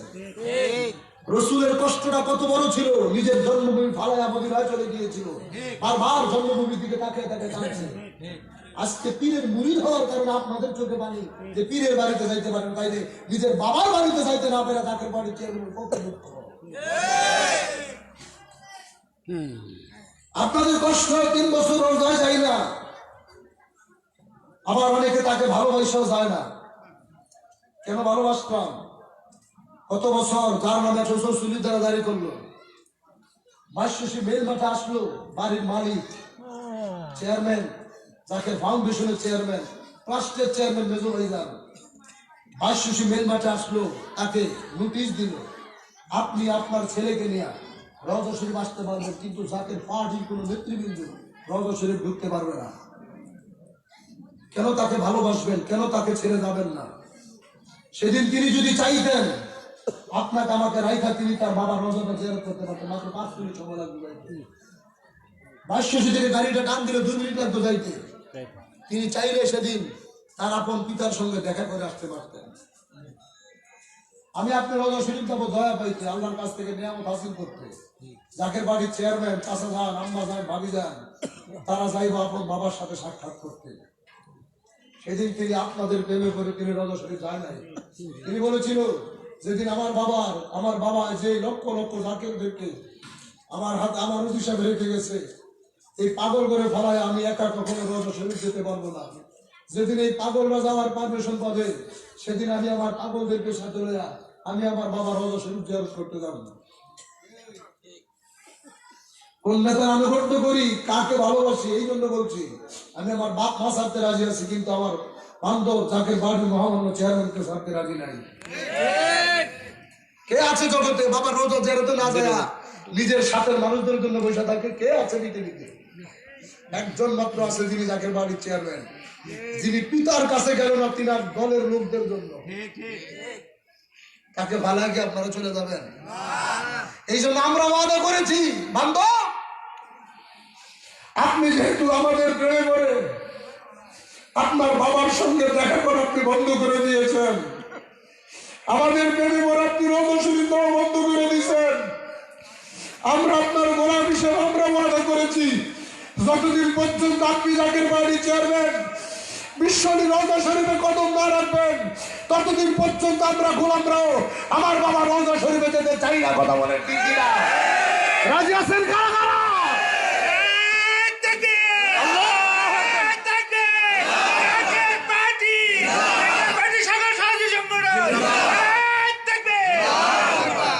আমরা আমাদের অন্তরের সঙ্গে ইমানের সঙ্গে ওয়াদাবদ্ধ। আপনি আমাদেরকে নিষেধ করেন নাই, কিন্তু আমরা আপনার প্রেমে পড়ে আমরা ওয়াদা করেছি, যতদিন আপনি না যাবেন ততদিন আমরা যাব না। এই প্রেমটা ছিল 1400 বছর আগে আমার নবীর জমানায়। 26 পারার 13 পৃষ্ঠায় সূরাতুল ফাতির ভিতরে আল্লাহর নবীর শানে আল্লাহ আয়াত নাযিল করলেন, লাকাদ রাদিয়াল্লাহু আনিল মুমিনিনা ইয ইউবাইউনাকা তাহতা শাজারা। ওই মানুষদের জন্য শুভ সংবাদ যারা বৃক্ষের নিচে রাসূলুল্লাহর হাতে হাত রেখে বায়াত হয়েছিল। সেই মানুষগুলো যখন এই আয়াতের তাফসীর করে দেখেন, তাফসীরে রুহুল বায়ান, তাফসীর ইবনে কাসিরের ভিতরে আল্লাহর নবী মদিনা মক্কা থেকে যখন মদিনায় চলে গিয়েছিল, 8 বছর পরে আমার রাসূল যখন মদিনায় যাওয়ার জন্য ইচ্ছা করলেন, আমার রাসূল বৃক্ষের নিচে দাঁড়ায়া নবীর সাহাবীদের থেকে একজন সাহাবী হযরতে উসমান বিন নূরাইন রাদিয়াল্লাহু তাআলা আনহু বললেন, উসমান তুমি মক্কায় যাইবা, মক্কাবাসীদেরকে বলবা আমি রাসূল অতি তাড়াতাড়ি বাইতুল্লাহ তাওয়াফ করার জন্য আসতেছি। 1400 বছর আগের প্রেম আমাদের ভিতরে কেমনে দেখেন। রাসূলের সাহাবীকে পাঠাইছে মক্কায়, নবী হইছে মদিনায়। আবু বকর ওমর আলী ডাক দিয়ে কয়, নবী গো ভাই উসমান বড় ভাগ্যবান। রাসূল কয় কেন? উসমান সবার আগে বাইতুল্লাহ তাওয়াফ করার সুযোগ পাইছে। উসমান মক্কার কিছু পাগল আছে, নবীর পাগল ছিল, তারা কয় উসমান তুমি বড় ভাগ্যবান, তুমি তো রাসূলুল্লাহর আগে বাইতুল্লাহ তাওয়াফ করতে পারবা। নবী মদিনায় থাইকে কয়, হে সাহাবীরা, আমি রাসূল যতক্ষণ পর্যন্ত মক্কায় না যাবো ততক্ষণ আমার উসমান বাইতুল্লাহ তাওয়াফ করবে না। উসমান মক্কায় দাঁড়িয়ে বলেছে, মক্কাবাসী, আমার রাসূল যতক্ষণ বাইতুল্লাহর সামনে না আসবে ততক্ষণ আমি উসমান খানায় কাবাকে তাওয়াফ করতে পারি না। এই প্রেম তো 1400 বছর আগে ছিল। আজকে সেই প্রেম জাকের পার্টি নেতা কর্মীদের অন্তরে। আজকে আমরা ওয়াদা করেছি, আমার বাবার আওলাদ জাকের পার্টির চেয়ারম্যান যত তিনি যেমন বলেছে, যতক্ষণ তিনার নেতা কর্মীরা রোজা শরীফ যাইতে না পারবে ততক্ষণ তিনি যাবে না। আমরা আজকে দূরে থেকে ওয়াদা করলাম, আপনি যতদিন পর্যন্ত আপনার পিতা রোজা শরীফে কদম না রাখবেন ততদিন পর্যন্ত আমরা গোলামেরাও সেই রোজা শরীফে যাইতে। এটা তো সেই প্রেম, এটা সেই ইসলাম, যে ইসলাম ছিল 1400 বছর আগে। আজকে তারা খেদমত উঠাইলো। এই মুনাফিক যখন নবীর বিবি সম্পর্কে মন্তব্য করলো, রাসূল যখন দেখলো সে মিথ্যাবাদী, তাকে দরবার নবী থেকে বের করে দিয়েছে। বের করে দেওয়ার পরে শুরু করছে নবীর সঙ্গে ষড়যন্ত্র।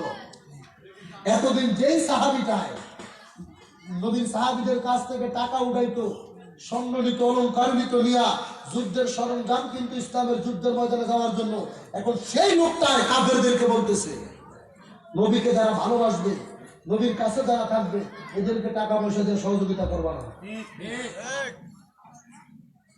কোরআন খুলেন 28 পারার 14 পৃষ্ঠা ওই আয়াতের দ্বিতীয় আয়াতে, হুমুল্লাযীনা ইয়াকুলুনা লা তুনফিকু আলা মান ইনদা রাসূলিল্লাহ, নবীকে ভালো যারা বাসবে, নবীর কাছাকাছি যারা থাকবে।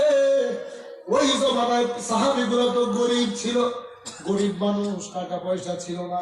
ইহুদিদের বাড়িতে কাজ করত, সারাদিন কাজ করার পরে যা পাইতো সেইটাই আমার নবীর দরবারে খেদমত দিয়ে দিত। আমার বাবার কত পাগল আছে দেখো। এই সমস্ত ধনী যারা ছিল আজকে তারা বাবার আওলাদের সঙ্গে বেইমানি করেছে, কিন্তু গরিব কৃষক কত পাগল, রিক্সা চালায়, ভ্যান চালায়, মাটি কাটে, কত মানুষ আছে মুচির কাজ করে, কত ভাই কাজ করতে পারে না, খাবার নাই, এরপরও 1 টাকা 2 টাকা 5 টাকা। আমার জাকের বাড়ির বোনেরা, আমার মায়েরা, ঘরের খাবার নাই, তারপরে 1 মুষ্টি চাউল রাইখা দেয়, স্বামীর পকেট থেকে 5 টাকা রাইখা দেয়, জমায়া আমার বাবার সত্য ইসলাম প্রতিষ্ঠার জন্য আমার বাবার আওলাদের কদমে তারা খেদমত দেয়। কথা বলেন ঠিক কিনা?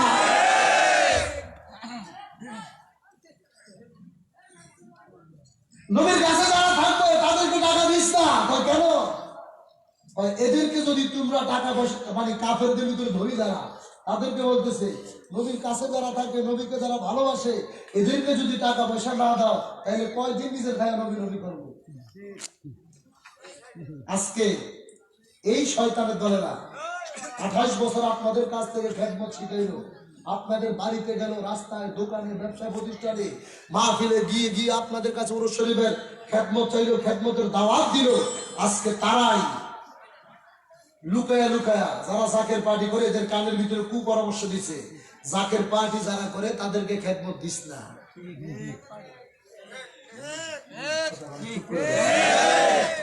জাকের পার্টি চেয়ারম্যানের কাছে যারা যায় তাদেরকে খেদমত দিস না। কেন? এদেরকে যদি খেদমত না দেস কয়দিন জাকের পার্টি চেয়ারম্যান পার্টি করবে? তাহলে 1400 বছর আগের ইতিহাস, সেই প্রেক্ষাপট আর বর্তমান এই সময়ের এই বর্তমান পরিস্থিতি, এদের সঙ্গে কোনো পার্থক্য আছে? ওইটা ছিল মুনাফিকের সর্দার, এটি হচ্ছে এখন মুনাফিকের বাচ্চা। আয়াত তো সূরা নামে তো সূরা তো মুনাফিকুন। এখন আমি মুনাফিক না করি তো আমি গুনাহ করব। এতদিন 28 বছর আগের বাড়ি করছে, এখন পিছনে বিরোধিতা করতে তাহলে সে মুনাফিক না? কথা কথা বলো। এতদিন আপনাদের কাছে খেদমত চাইছে, জাকের বাড়ি চেয়ারম্যানের নাম বিচ্ছা, এখন আপনাদের কাছে খুব পরামর্শ দিছে কিনারে খেদমত দিবি না, কিনাকে আগে দরবারে দিবি। প্রথম তো চান্দুর বাফেরে কইছে কর্মী গ্রুপ করলে কোনো খেদমত দেওয়া লাগবে না, বলছে না?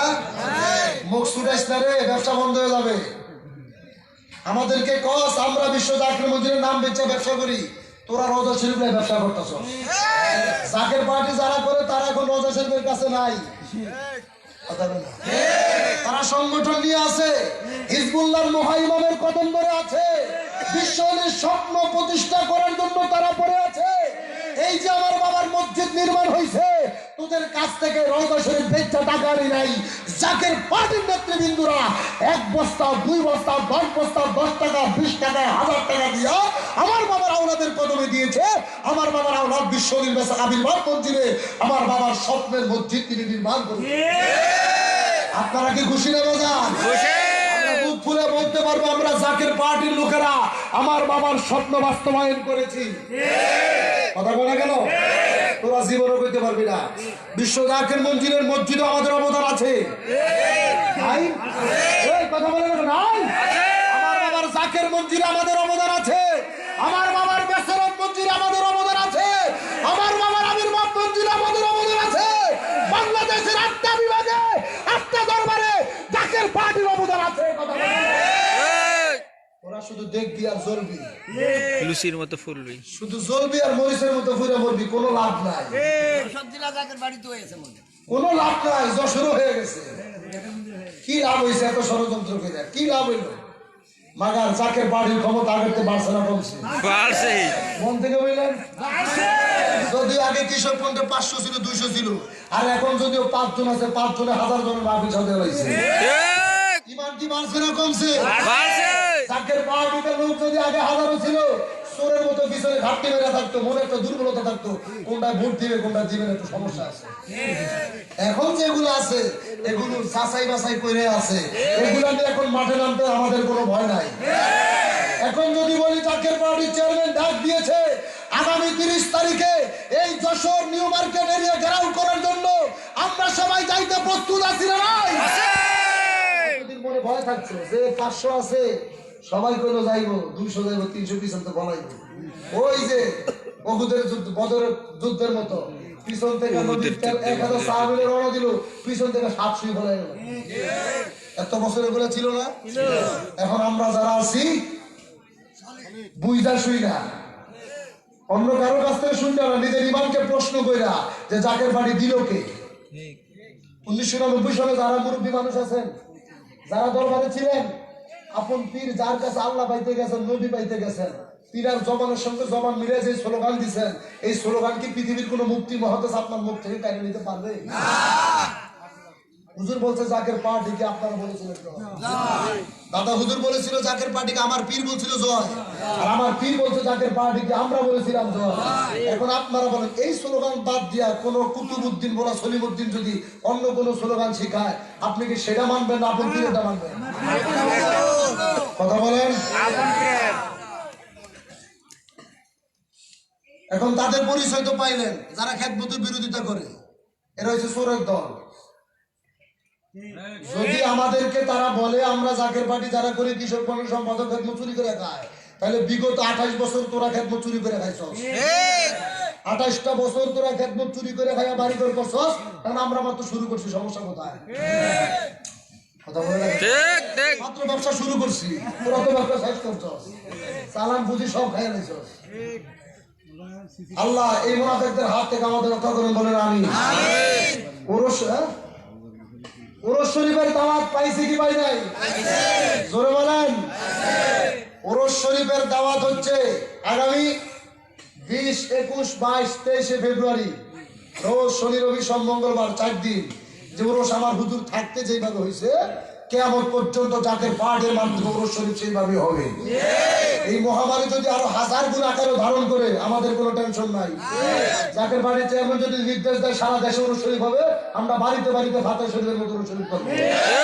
রাজি আছি না নাই? আমরা মানুষের সঙ্গে বাটপারি করতে চাই না। আপনারা রমজান মাসে চিঠি দিলেন যে এখন ফাতে শরীফ স্থগিত করা হলো, ঈদুল ফিতরের পরে সারা দেশ থেকে কাফেলা করে ফাতে শরীফ করা হবে। আজ পর্যন্ত কি ফাতে শরীফ করছে? করে নাই। মুখে একটা অন্তর আরেকটা, আমরা যা করবো তাই করবো, ঠিক কিনা? যদি হিজবুল্লাহর দোহাই ইমাম ইনাকে দিয়ে গেছে কেবলা যান, ইনি পারবে বলেই তাকে এখানে বসাই দিয়ে গেছে। আজকে শত গালি, শত অত্যাচার, শত কষ্ট, ষড়যন্ত্র সহ্য করে ধৈর্যের ভিতরে তিনি দেখিয়ে দিয়েছে তিনি কে। আর যে কতটুকু ধৈর্য তিনি আমাদেরকে দেখাই দিলেন, আমি আপনারও থাকতে পারতাম না, জীবনও থাকতেন না, চলে আইতেন। কিন্তু তিনি দেখাই দিছে। আমার যেমন রসুল সাল্লাল্লাহু আলাইহি সাল্লামকে 1400 বছর আগে রসুল বলেছিল, আমার এক হাতে যদি তামাম পৃথিবী, আকাশের চন্দ্র সূর্য সারা দুনিয়ার সম্পদ দাও, কিন্তু আমি সেই সম্পদের দিকে তাকাই না, আমি আমার সত্যের পথ থেকে একটু পিছনে ফিরে যাব না। এই জাকের পার্টি চেয়ারম্যান দুনিয়ার সব কিছু ছাড়তে রাজি, কিন্তু তিনি আর সত্যের আদর্শ থেকে তিনি পিছপা হইতে কখনো রাজি না। বন্ধুগণ, আমার গভীর মনোযোগ। আমার নবীর সাহাবী হযরত ওমর ইবনে খাত্তাব রাদিয়াল্লাহু তাআলা আনহু আপন বাবার কল্লা যখন আলাদা করে দিল, মনে আসেনি সবার? নবী কয়, তুমি কি বাবার চাইতে আমি নবীকে বেশি ভালোবাসিনি? ওমর রাদিয়াল্লাহু তাআলা আনহু কয়, নবী গো, আপনি তো কোরআন আয়াত আমাদের সামনে পড়েছেন, 10 পারার 9 পৃষ্ঠার মাঝামাঝি আয়াতের ভিতরে আপনি বলেছেন, কুল ইন কানা আবাউকুম ওয়া আবনাউকুম ওয়া ইখওয়ানুকুম ওয়া আজওয়াজুকুম ওয়া আশিরাতুকুম ওয়া আমওয়ালুন ইকতারাফতুমুহা ওয়া তিজারাতুন তাখশাউনা কাসাদাহা ওয়া মাসাকিন তারদাউনাহা আহাব্বা ইলাইকুম মিনাল্লাহি ওয়া রাসূলিহি। আপনি তো বলেছিলেন, কুল ইন কানা আবাউকুম, তোমার বাবা, তোমার মা, তোমার ভাই, তোমার বোন, তোমার বন্ধু, তোমার আত্মীয় স্বজন, তোমার জীবন, তোমার সম্পদ, সব কিছুর চাইতে আমি আল্লাহকে আর আমার রসুলকে বেশি ভালোবাসতে হইব। আপনি তো কোরআন আয়াত পড়েছেন, বাবার চাইতে আপনাকে বেশি ভালোবাসতে হইব। আমি আপনার মহব্বত আমার বাবাকে হত্যা করছি।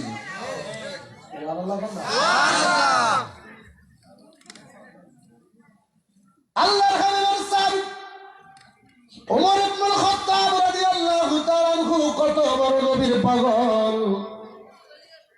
এই ওমর যখন অর্ধ পৃথিবীর বাদশা ছিলেন, ভালোবাসা কারে কয়, প্রেম কারে কয়। আজকে আমরাও দেশ চালাই, তারাও তো দেশ চালিয়েছে। অর্ধ জাহানের বাদশা দিনের বেলা বাদশাহী করে, রাত্রিবেলা রাতের অন্ধকারে সাওয়ার বস্তা গায়ে দিয়ে মানুষের বাড়িতে বাড়িতে ঘরের দরজার সামনে যায় তালাশ করে, কার ঘরে খাবার আছে, কার ঘরে খাবার নাই, কে খেয়ে আছে, কে অসুস্থ হয়ে পড়ে আছে। দেখতে দেখতে হঠাৎ একদিন দেখে একটা বুড়ি ঘরে বসে বসে কান্দে। আল্লাহ দরবারে বিচার দেয়, আল্লাহ, ওমর অর্ধ জাহানের বাদশা ওমরের জমানায় সে খলিফাতুল মুসলিমিন, সে নেতৃত্ব থাকা অবস্থায় আমি খাবার না খেয়ে পড়ে আছি, আমার ঘরে খাবার নাই। ওমর রাদিয়াল্লাহু তাআলা আনহু যখন এই দৃশ্য যখন দেখেছে, ওমরের ভিতরে বড় ভয় জেগে গেছে। আল্লাহ, এই মহিলার প্রশ্নের জবাব আমি কেমনে দিব? হাসরের ময়দানে আমি কি জবাব দিব? আল্লাহর নবীর সাহাবী রাতের অন্ধকারে নিজের গুদাম করে ঢুকলেন, আটার বস্তা অর্ধ পৃথিবীর বাদশার মাথার ভিতরে নিলেন, নিজের ঘাড়ে আটার বস্তা নিয়ে রাতের অন্ধকারে হেঁটে হেঁটে বুড়ি মহিলার বাড়ির সামনে চলে গেল। বুড়ি মহিলার বাড়ির সামনে যাইয়া আটার বস্তা নামাইলেন। বুড়ি কয়, কে তুমি? কয়, তোমার ঘরে খাবার নাই, তোমার জন্য খাবার নিয়ে এসেছি। কয়, তুমি কে? কয়, মাগো, তুমি যার বিরুদ্ধে আল্লাহর দরবারে বিচার দিতে চেয়েছিলে, আমি অর্ধ জাহানের খলিফা আমিরুল মুমিনিন ওমর রাদিয়াল্লাহু তাআলা আনহু। চিৎকার মেরে বলেন না সুবহানাল্লাহ। আচ্ছা, আটার বস্তা মাথায় লইয়া নিজের প্রজা বুড়ি মহিলার বাড়ির সামনে এসে দাঁড়াইছে। চেয়ারম্যান, মেম্বার, জনপ্রতিনিধি আপনারা যারা, আপনাদের কাছ থেকে আমরা খাবার চাই না, আমরা শুধু একটু ভালো ব্যবহার চাই, ঠিক কিনা? আপনি মেম্বারি করবেন, চেয়ারম্যান, রাজনীতি করবেন, এটা নাজায়েজ না। রাজনীতি করতে হবে মানবতার স্বার্থে, মানুষের কল্যাণে। মানুষের ক্ষতি হয়, এই রাজনীতির কোনো দরকার নাই। ওমর রাদিয়াল্লাহু তাআলা আনহুর জামানায় আমার নবীর নাতি ইমাম হুসাইন রাদিয়াল্লাহু তাআলা আনহু, ওমরের ছেলে আব্দুল্লাহ বিন ওমর রাতে মাঠের ভিতরে তারা খেলা করতেছে। খেলার ভিতরে ছোট বাচ্চাদের ভিতরে ঝগড়া লেগে থাকে। এক পর্যায়ে যাইয়া হযরত ইমাম হুসাইন রাদিয়াল্লাহু তাআলা আনহু খেলার মাঠে ঝগড়া বাইজা গেল। ওমরের ছেলে আব্দুল্লাহ বিন ওমরকে ডাক দিয়া কয়, গোলামের বেটা গোলাম বলে আব্দুল্লাহ বিন ওমরকে গালি দিলেন। কি বলছে? গোলামের বেটা গোলাম। বাদশার ছেলে কি? নবীর নাতি গোলামের বাচ্চা গোলাম বলছে। ওমরের ছেলে তো এসে ওমরের কাছে বিচার দিচ্ছে, আব্বু, হুসাইন আমাকে গোলামের বাচ্চা গোলাম বলছে, বিচার করতে হবে। হায় হায়, মদিনায় মক্কায় মানুষের ভিতরে হাহাকার, নবীর নাতির বিচার করবো ওমর, অর্ধ পৃথিবীর বাদশার ছেলেকে গোলামের বেটা গোলাম বলছে। রাজ দরবারে হাজার হাজার মানুষ বিচার ডাক দিয়েছে, নবীর নাতিকে আসামি বানিয়ে নিয়ে আসছে। নবীর নাতি বলছে গোলামের বাচ্চা গোলাম।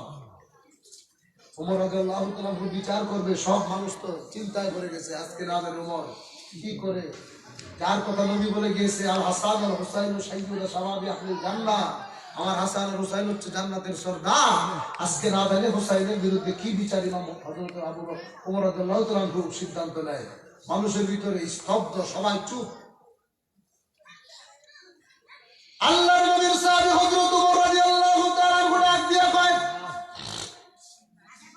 এই আব্দুল্লাহ বিন ওমর, হুসাইনের সঙ্গে তোমার কি ঝগড়া লেগেছে? কেন, কি বলেছে?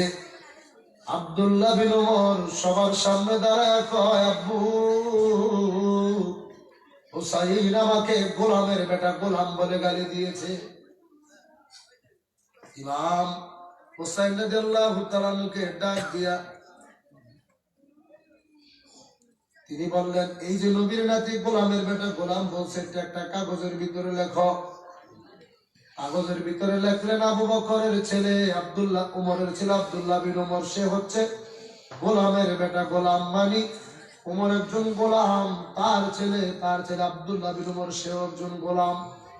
এবার চিঠি লেখার পরে হুসাইনকে ডাক দিয়ে কয়, হুসাইন, আপনি কি আমার ছেলেকে গোলামের বেটা গোলাম বলে গালি দিয়েছেন?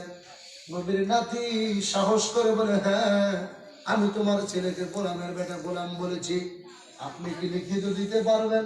এই কথার নিচে আপনি কি স্বাক্ষর দিতে পারবেন? আমি গোলামের বেটা গোলাম লিখেছি, আপনি নিচে আপনার সিগনেচার করবেন। মানুষ চিন্তায় পড়ে গেল, ওমর কি করতেছে? নবীর নাতির হাত থেকে সিগনেচার নিচ্ছে। হযরত ওমর ইবনুল খাত্তাব রাদিয়াল্লাহু তাআলা আনহু হাজার হাজার মানুষের সামনে অর্ধ পৃথিবীর বাদশা, অর্ধ জাহানের খলিফা, কেমন খলিফা ওমর ছিল! ও জাকির ভাইরা, হে জিকর গাছার মানুষেরা, আমার বাবার পাগলেরা, মুসলমান বাবারা, আমার বোনেরা, কেমন সাহাবী ছিল, কেমন নবীর পাগল তারা ছিল, তাদের ঈমান কত মজবুত ছিল। ঈদের দিনে, ঈদের আগের দিন তার ছেলে আব্দুল্লাহ বিন উমর নতুন পোশাকের জন্য বাবার কাছে টাকা চাচ্ছে। অর্ধ পৃথিবীর বাদশাহ, অথচ ঘরে নতুন জামা গায়ে দেওয়ার মতো জামা নাই, নতুন জামা কিনে দেওয়ার মতো টাকা বাবার পকেটে নাই। আজকে আমি চেয়ারম্যান, আমি মেম্বার, আমি এমপি, আমি মিনিস্টার, বাড়ি বলেন ঘর বলেন, নেতৃত্ব পাইলে বাড়ি আর বাড়ি তৈরি করে পালাইতেছে। অথচ কত মানুষ রাস্তায় খাবার পায় না, না খেয়ে পড়ে আছে। মানুষ না খেয়ে রাস্তায় বিছানা বানায় ঘুমিয়ে রয়েছে। এদের দিকে আমরা তাকাই না, অথচ দুনিয়ার লোভে পড়ে আমরা কোটি কোটি টাকা অপচয় করতেছি। কথা বলেন ঠিক না? আল্লাহর নবীর সাহাবী হযরত ওমর ইবনে খাত্তাব রাদিয়াল্লাহু তাআলা চোখের পানি ছেড়ে দিয়েছে, তোমার আমি কেমনে নতুন জামা কিনে দেব?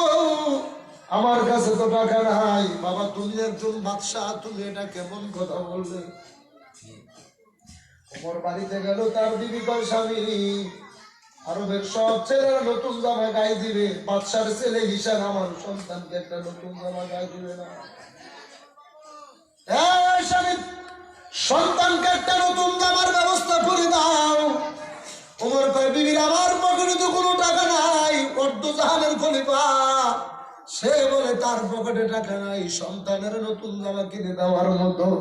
ওমরের বিবি কয়, রাজদরবার থেকে তো আপনি বেতন পান, আজকে প্রেসিডেন্ট বলেন, মন্ত্রী বলেন, মিনিস্টার বলেন, যত বড় কথা বলুক না কেন, এরা সবাই আপনার মতো আমার মতো সাধারণ মানুষের বেতনভুক্ত কর্মচারী। আপনি ট্যাক্স দিচ্ছেন না? আমি বছরে ট্যাক্স দেই না? আমার ট্যাক্সের টাকা দিয়ে রাষ্ট্র চলে, আমার এই টাকা দিয়ে সরকারকে বেতন দেয়।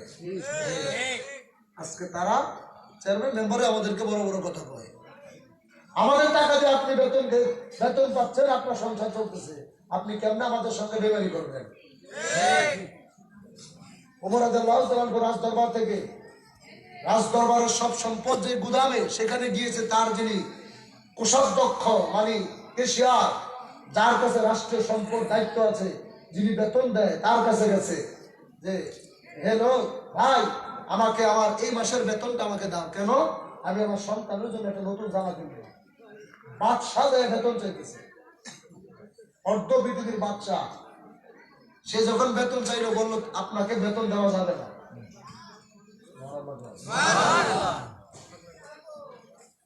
বাংলাদেশ কি কমে হবে যদি এদেরকে এই সমস্ত কথা কয়? থাকবে? ব্যাংক যা আছে খরচের সব শেষ। আমরা দেশ চালাই, আমরা রাজনীতি করব। রাজনীতি শিখতে হবে নবী সাহাবীদের দেখে, রাজনীতি করতে হবে আমার নবীকে দেখে। আমার বাবার আওলাদ এই জন্যই তো আজ থেকে 10 বছর আগে বলছে দেশ চলবে মদিনার আদলে। আজকে এটার আরেকজনে বেঁচে খায়। কিছুদিন আগে এক মৌলবী বঙ্গবন্ধুর ভাস্কর্য নিয়ে কত কথা কইছে, পরে যখন খেলা খাইছে দেশ চলবে মদিনার আদলে, এটার নিয়ে আবার যখন বর্তমান যারা আছে তারা মামলা দেওয়া শুরু করছে, হে আবার বাঁচার জন্য ফতোয়া দিতেছে। এটা তো আমি বলি না, 3 বছর আগে বর্তমান সরকার প্রধানমন্ত্রী কইছে দেশ চলবে মদিনার আদলে। এই যদি আলেম হইতো এই কথা কোনদিন কইতো না, কারণ মদিনার আদলের দেশ চললে, মদিনার আদল ইসলামের ভিতরে কোনো নারী নেতৃত্ব ছিল না। এটা মদিনার আদলের দেশ চলবে, এটা সবার আগে বলছে জাকির পার্টি মহামান্য চেয়ারম্যান। আমাদেরকে নিয়ে তো তোমরা কতই গালাগালি করেছো। কি বলতাম 5 বছর আগে আমরা যখন বাড়িতে বাড়িতে জুমার নামাজ পড়ি, জাকের বাড়ির চেয়ারম্যানের হুকুমে আমরা যখন বাড়িতে বাড়িতে জুমার নামাজ পড়ছিলাম, আমার ঘরে তোমরা বন্ধ করেছিলা, কথা বলা। এই বছর ঠেলার নাম বাবাজি, মহামারী দেখে কিন্তু জুমার নামাজ বাড়িতেই পড়ছো। আমাদেরকে তো 5 বছর আগেই জাকের বাড়ির চেয়ারম্যান শিখিয়ে দিচ্ছে বাড়িতে বাড়িতে জুমার নামাজ পড়তে। আমাদেরকে গালি দিছে কি তাই নাই? আর এই বছর তারা পড়ছে কি পড়ে নাই? মাইকে বলতে বাধ্য হয়েছে, আপনারা মসজিদে আসেন না। সত্য না মিথ্যা? কিরে ফতুয়া কোন থেকে নিয়েছিলি? মাইকে বলতে বাধ্য হয়েছে, আপনারা মসজিদে আসেন না। না করলে তো বাসার মধ্যে লাঠি চালাই দিতে এসে থানার থেকে, ঠিক কিনা? বাড়িতে বাড়িতে জুমার নামাজ পড়ার শিক্ষা জাকের বাড়ির চেয়ারম্যান আমাদেরকে আগেই দিছে। অতএব তিনি জামানার মহাইমাম যেই কাজটা করে, এটাকে নকল করে অন্যরা চলে, ঠিক কিনা বলেন? নকল করে কয়দিন চলবা ভাই? পরীক্ষার হলে নকল করা শুরু করবি, প্রথম যখন নকল করা শুরু করে, একটু পরে টিউনে এসে যখন গার্ড দেওয়া শুরু করে সে কাঁপতে থাকে, আর কোনো লেখা মুখ হাত দিয়ে চলে না। প্রথম নকল করলে পরে সব ভুলে যান। আর ভিতরে যদি চালান থাকে সে প্রথম থেকে বানিয়ে হোক তর্জমা করে হোক লিখতে পারে, কিন্তু প্রথম যদি আপনি প্রথম প্রশ্নই নকল করেন পরে দেখবেন লিখি শেষ, আপনার কলম আর চলবে না। আপনি নকল করে কয়দিন চালাইবেন, নকল করে কয়দিন চলবেন, ছাড়তে হবে, ঠিক কিনা?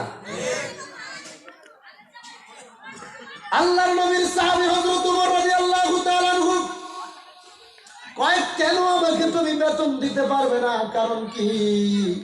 যার কাছে রাষ্ট্রীয় সম্পদ রাখা সে বলতেছে, ওমর আমি তোমাকে 1 মাস গেলে বেতন দেই, আজকে মাত্র মাসের 15 দিন দিয়েছে, তুমি তোমার ছেলেকে নতুন জামা কিনে দেওয়ার জন্য বেতন চাচ্ছ, আমি তোমাকে বেতন দিব, কিন্তু যদি আগামীকাল সকালবেলা তুমি মারা যাও হাসরের ময়দানে আল্লাহর কাছে তুমি কি হিসাব দিবা? বাদশাকে রাজদরবার কর্মচারী কথা বলতেছে যে আপনি আমার কাছ থেকে বেতন নিবেন মাস শেষ হলে, কিন্তু এখন যে আমি আপনাকে বেতন দিব, যদি আগামীকালকে আপনি মারা যান তাহলে 15 দিনের টাকা আপনি কি কারণে পাইলেন? এটা তো আপনার হক না। আপনি যে 15 দিন কাজ করলেন বেতন পাইলেন, কিন্তু বাকি 15 দিনের টাকা আপনি কিভাবে আল্লাহ তাআলার হিসাব দিবেন? রাষ্ট্রের সম্পদ আপনি কি হিসাব দিবেন?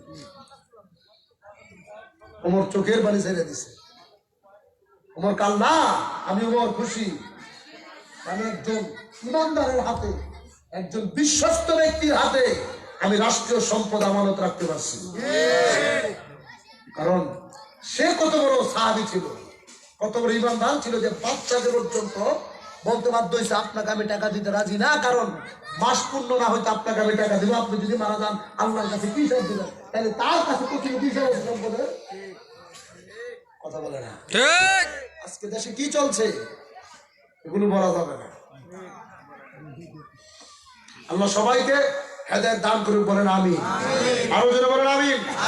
গোলাপ নীলাম গাদা নীলাম নীলাম রজনী গন্ধা, মনের সুখে মালা গেঁথেছি সকাল থেকে সন্ধ্যা, বলো ইয়া রাসূলুল্লাহ,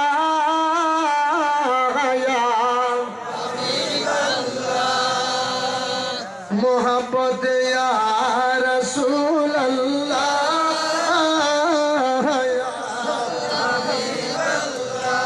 একবার দেখা দাও যদি ও গো কামলিওয়ালা, হায় হায় একবার দেখা দাও যদি ও গো কামলিওয়ালা,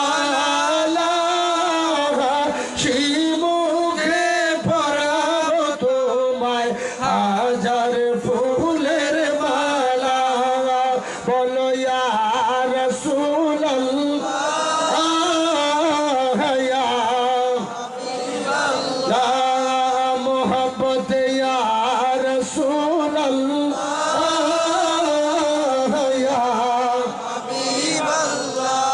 যেই কথা বলেছিলাম, আমার নবীকে ভালো যারা বাসবি না, নবীর দুরূদ যারা পড়বে না, আমার নবীর মিলাদ যারা পড়বে না, এরা জীবনে কোনোদিন মধু খাইতে পারবে না। মনে আছে না? বলবো না, শেষ করে দিতে হবে। আমার সিটি কপ খাওয়াইতে হবে। সিটি কপের কথা বলছে, একটা কথা বলেই নি। আমার বাবার বলি যা ধন চাকের পাহাড়ির দিতে বসে হচ্ছে না তার জাকের পাহাড়ির senior vice chairman doctor Khaja মেদু চাষাদার মোজাদ্দেদি, যিনি পৃথিবীতে সারা দুনিয়ায় সর্বকনিষ্ঠ অল্প বয়সে মাত্র 23 বছর 10 মাস বয়সে অর্থনীতিতে ডক্টরেট ডিগ্রি নিয়েছিলেন। মারহাবা। শুধু বাংলাদেশ না, সারা পৃথিবী ওয়ার্ল্ডের ভিতরে সবচেয়ে কম বয়সে ডক্টরেট ডিগ্রি অর্জনকারী তিনি হচ্ছেন জাকের পাহাড়ির senior vice chairman doctor Khaja Sayem Amir Faisal Mojaddedi. সুবহানাল্লাহ। তিনাকে সেই ভার্সিটিতে অধ্যাপক হিসেবে রাখতে চাইছিলেন, লন্ডন ইউসুফের ইউনিভার্সিটিতে। তিনি বললেন, আমার দাদার কোটি কোটি মুরিদ আছে, আমাদের একটা পরিবার আছে, আমি আমার পরিবারের জন্য কিছু করতে চাই। তিনি সেখানে না থেকে বাংলাদেশে চলে আসলেন। আইসা তিনি এই CPHD citizen programme for human development আত্মমানবতার সেবায় সিপিএইচডি আয়ুর্বেদিক লিমিটেড সর্বপ্রথম ঔষধ বের করলেন। এটার ভিতরে অনেক ঔষধের সিজিকপের কথা বলেছে। সিজিকপ এটা একটা ঠান্ডা কাশির ঔষধ। জীবন অনেক ঔষধ খাইছেন। এটা আমরা যে আলোচনা করি, আমরা এত চিনলেন, এক চিমটি ওষুধ যদি আমরা খাই আধা ঘন্টার ভিতরে সব ঠিক। একবার প্রমাণ নিয়েই দেখেন আপনারা খায়া। এরপরে বিভিন্ন অনেকগুলো প্রোডাক্ট তিনি বের করেছেন আপনার রক্ত পরিষ্কারের জন্য, ডায়াবেটিসের জন্য, আপনার অ্যালার্জির জন্য, আপনার এই যে ডায়রিয়া পাতা পায়খানার জন্য, তারপরে স্টেক্স এক্স, আপনার মাথা অনেক জাম হয়ে থাকে, মানে মাথা গরম হয়ে থাকে, মাথা ঠান্ডা রাখার জন্য বিভিন্নভাবে অনেকগুলো ওষুধ বের করে। শুধু তাই এখন আবার কাঞ্জুমান যেটাকে বলা হয়, তারপর হাউসহোল্ড, আপনার এই লোশন, তারপরে ফেস ওয়াশ, হ্যান্ড ওয়াশ, বিভিন্নভাবে আমরা তো অন্যগুলো খাচ্ছি, অন্যগুলো কিনতেছি। দৈনন্দিন যা কিছু লোকে কেন করেছে জাকের পার্টির নেতা কর্মীদেরকে শক্তিশালী করার জন্য। এই মহামারী তো অন্য অন্য ব্যবসা যেখানে বন্ধ, তিনি চালিয়ে যাচ্ছে। প্রায় 7,000 মানুষকে অলরেডি কর্মসংস্থান তিনি করেই দিয়েছে। 7,000-এর উপরে জাকের পার্টি নেতৃবৃন্দ, মাঠের একজন কৃষক বলেন, সাধারণ যুবক বলেন, ছাত্রগণ বলেন, এই সিপিএইচডির ঔষধ বিক্রি করে, এই মালামাল বিক্রি করে তারা এখন সংসার চালাচ্ছে। এটাকে আমাদের জন্য লাভ না ক্ষতি? লাভ। আর কিছু লাভ হোক বা না হোক, বাংলাদেশের প্রতিটা ঘরে ঘরে তিনি গোলাপ ফুলের দাওয়াত পৌঁছে দিচ্ছেন। কারণ সিপিএইচডির প্রত্যেকটা প্রোডাক্টের ভিতরে আমার বাবার জাকের পার্টির প্রতীক এই গোলাপ ফুল, সেই গোলাপ ফুলের চিহ্ন আছে। আপনার এই প্যাকেটটা যখন আরেকজনের বাড়িতে যাবে, সেখানে সে প্যাকেটটা হাতে নিয়ে আর কিছু দেখুক বা না দেখুক, এই গোলাপ ফুলের প্রতীকটা সে দেখবে, বুঝবে এটা জাকের পার্টির একটা প্রতীক। মারহাবা বলেন না? মারহাবা। মুহাম্মাদের নাম জপেছিলি বুলবুলি তুই আগে, মুহাম্মাদের নাম জপেছিলে বুলবুলি তুই আগে, তাই কি রে তোর কণ্ঠের গান, তাই কি রে তোর কণ্ঠের গান এমন মধুর লাগে ওরে, এমন মধুর লাগে। মুহাম্মাদের নাম জপেছিলে বুলবুলি তুই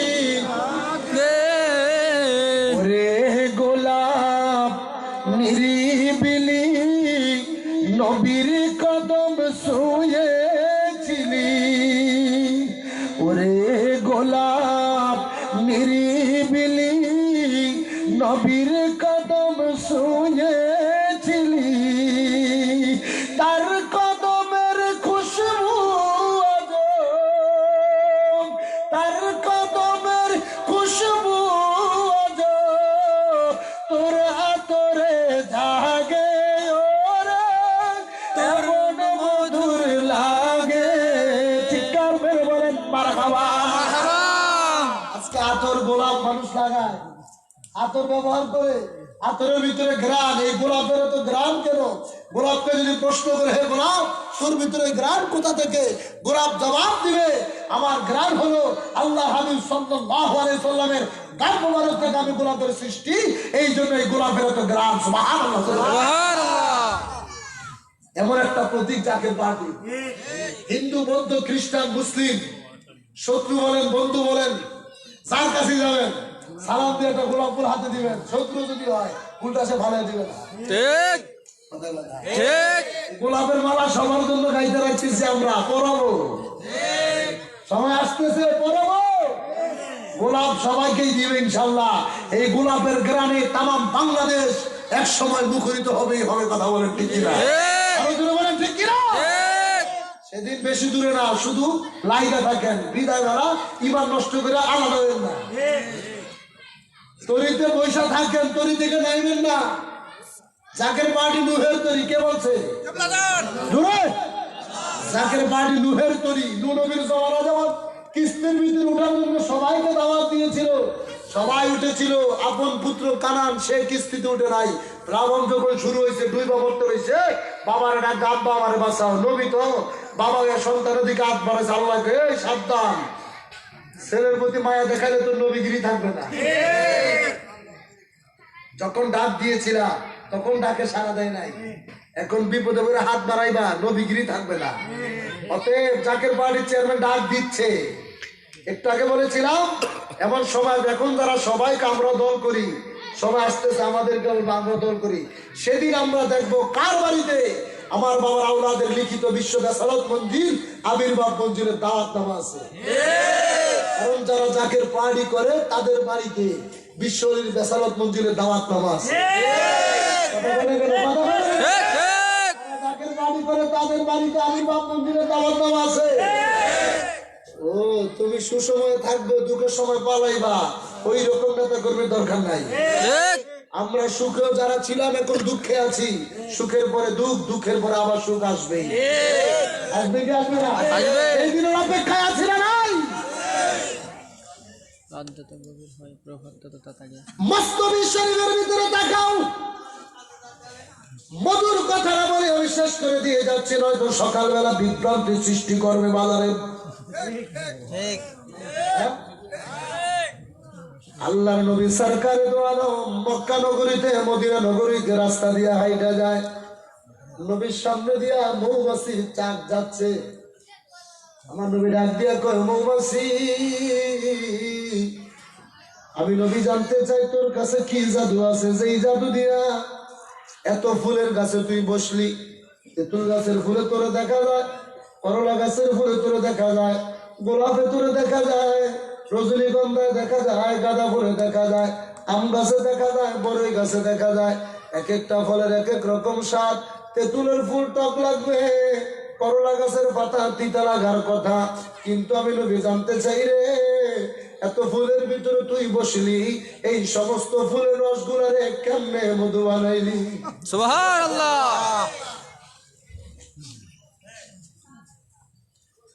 মস্তবী শরীরের ভিতরে আল্লামা জালালউদ্দিন রুমি রহমাতুল্লাহ আলাইহি কয়, গুপ্ত চুখানি মে বর আহমদ দুরুদ মিশওয়াদে সিরিনে কথাখলি বারিবুদ। আমার নবী যখন মৌমাছির প্রশ্ন করছে, মৌমাছির ভাষা নবী বুঝে কি বুঝে না? বুঝে, জোরে বুঝে।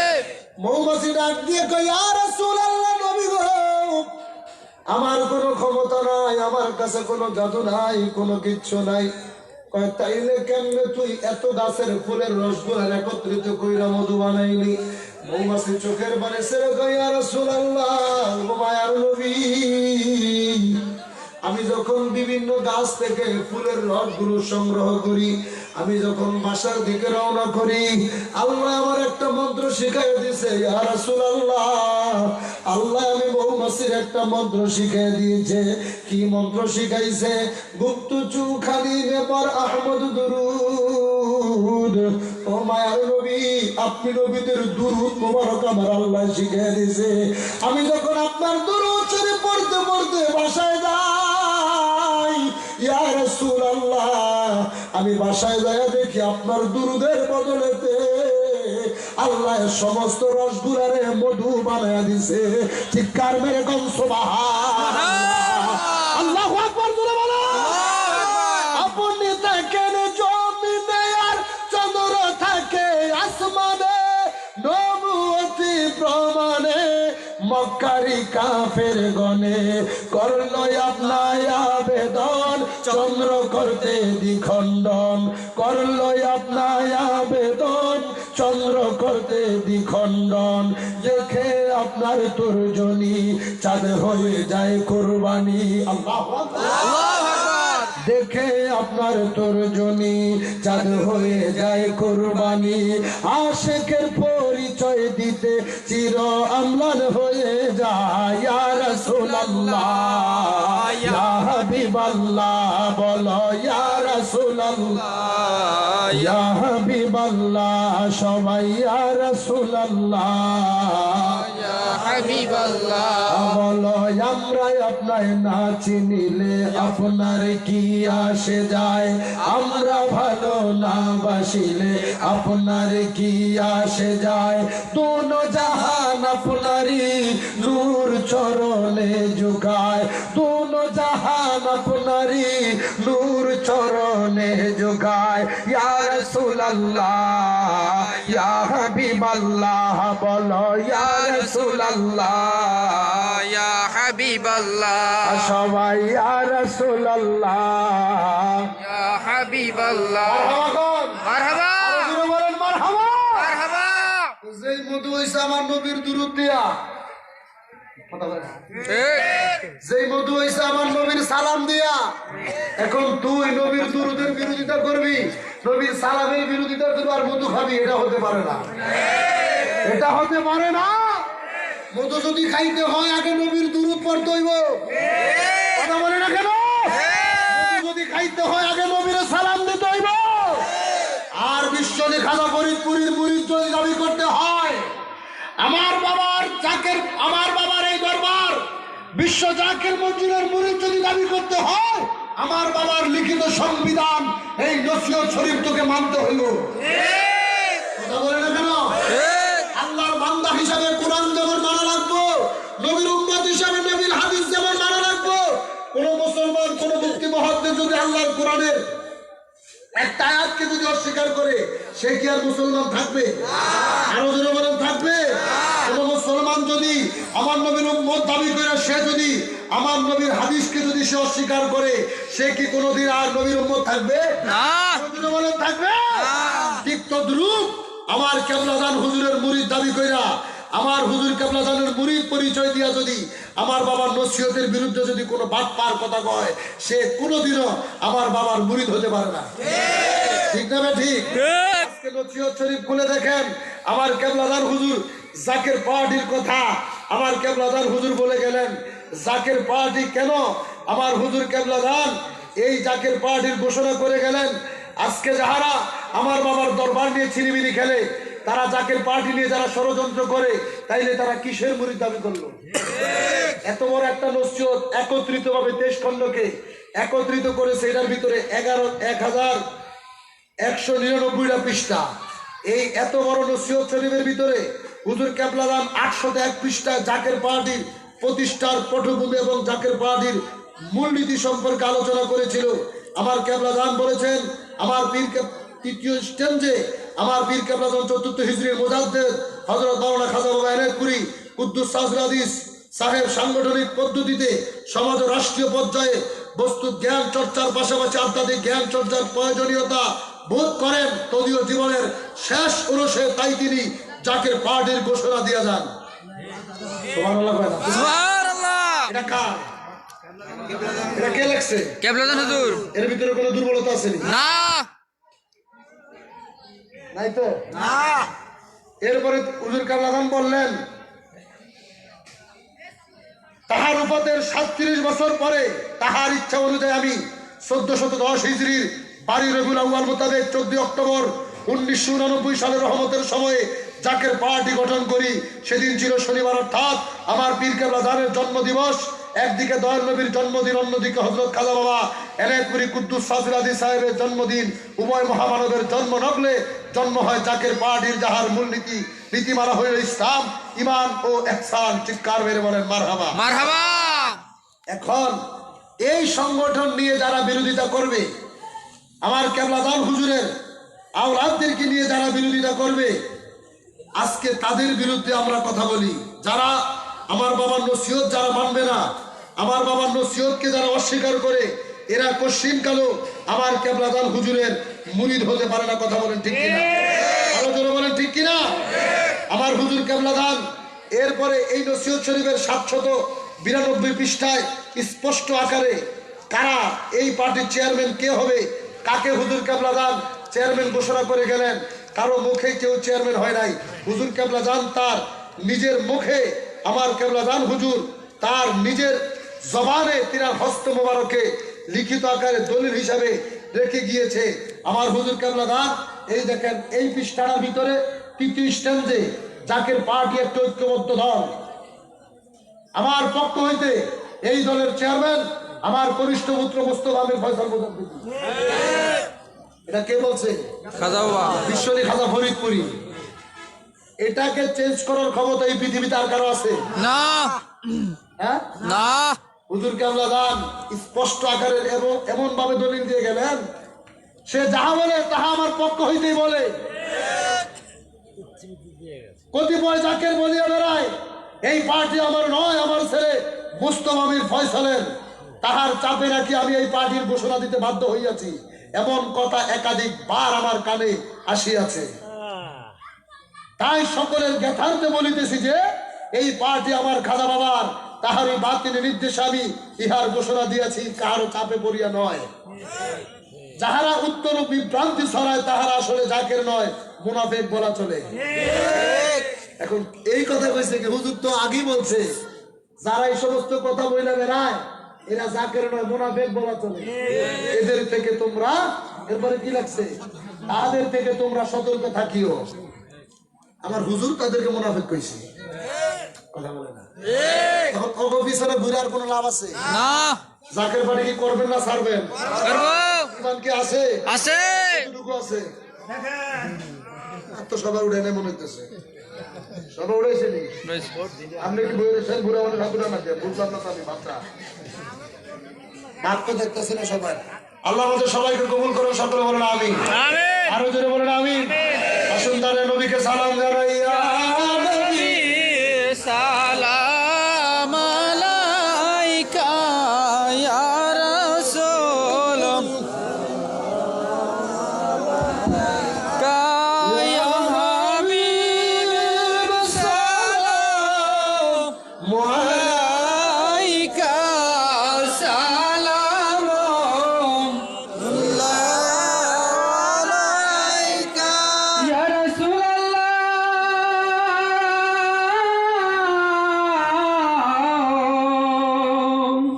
ইয়া হাবিবাল্লাহ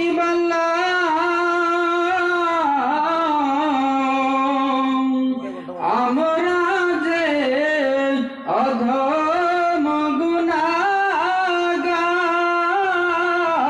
কি আছে আপনাকে দিবার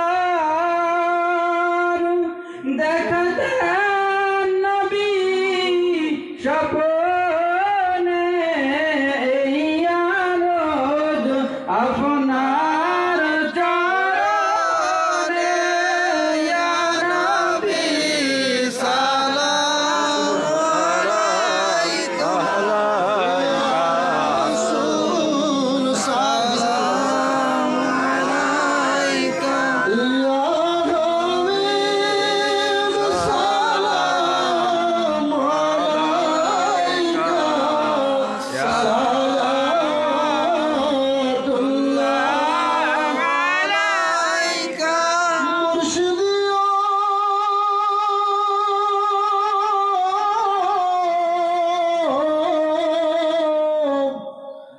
ওগো দয়াল মুর্শিদ আমার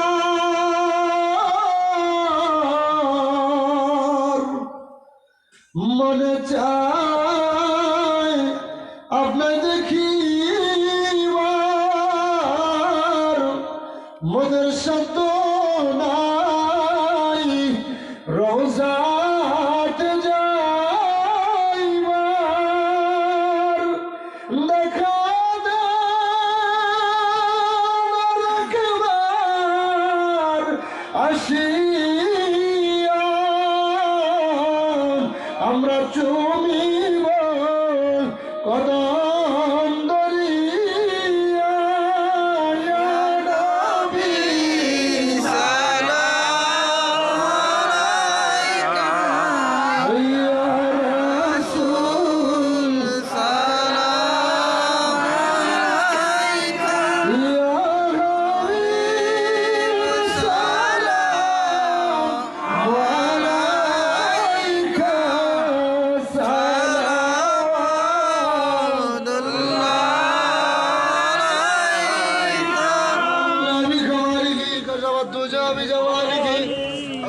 جميع خصاله صلوا عليه وآله سلموا يا قوم بل صلوا على صدر الأمين مصطفى ما جاء إلا رحمة شفيع المجرمين الصلاة والسلام عليك يا رحمة للعالمين معك لا إله إلا الله محمد رسول الله صلى الله عليه وسلم সকল বলে আলহামদুলিল্লাহ।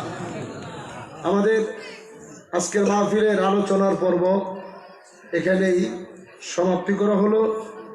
আজকের মাহফিলের সম্মানিত সভাপতি সাহেব এখন আপনাদের সামনে মূল্যবান সমাপনী বক্তব্য রাখবেন এবং আপনাদেরকে তবারকের দাওয়াত দিবেন।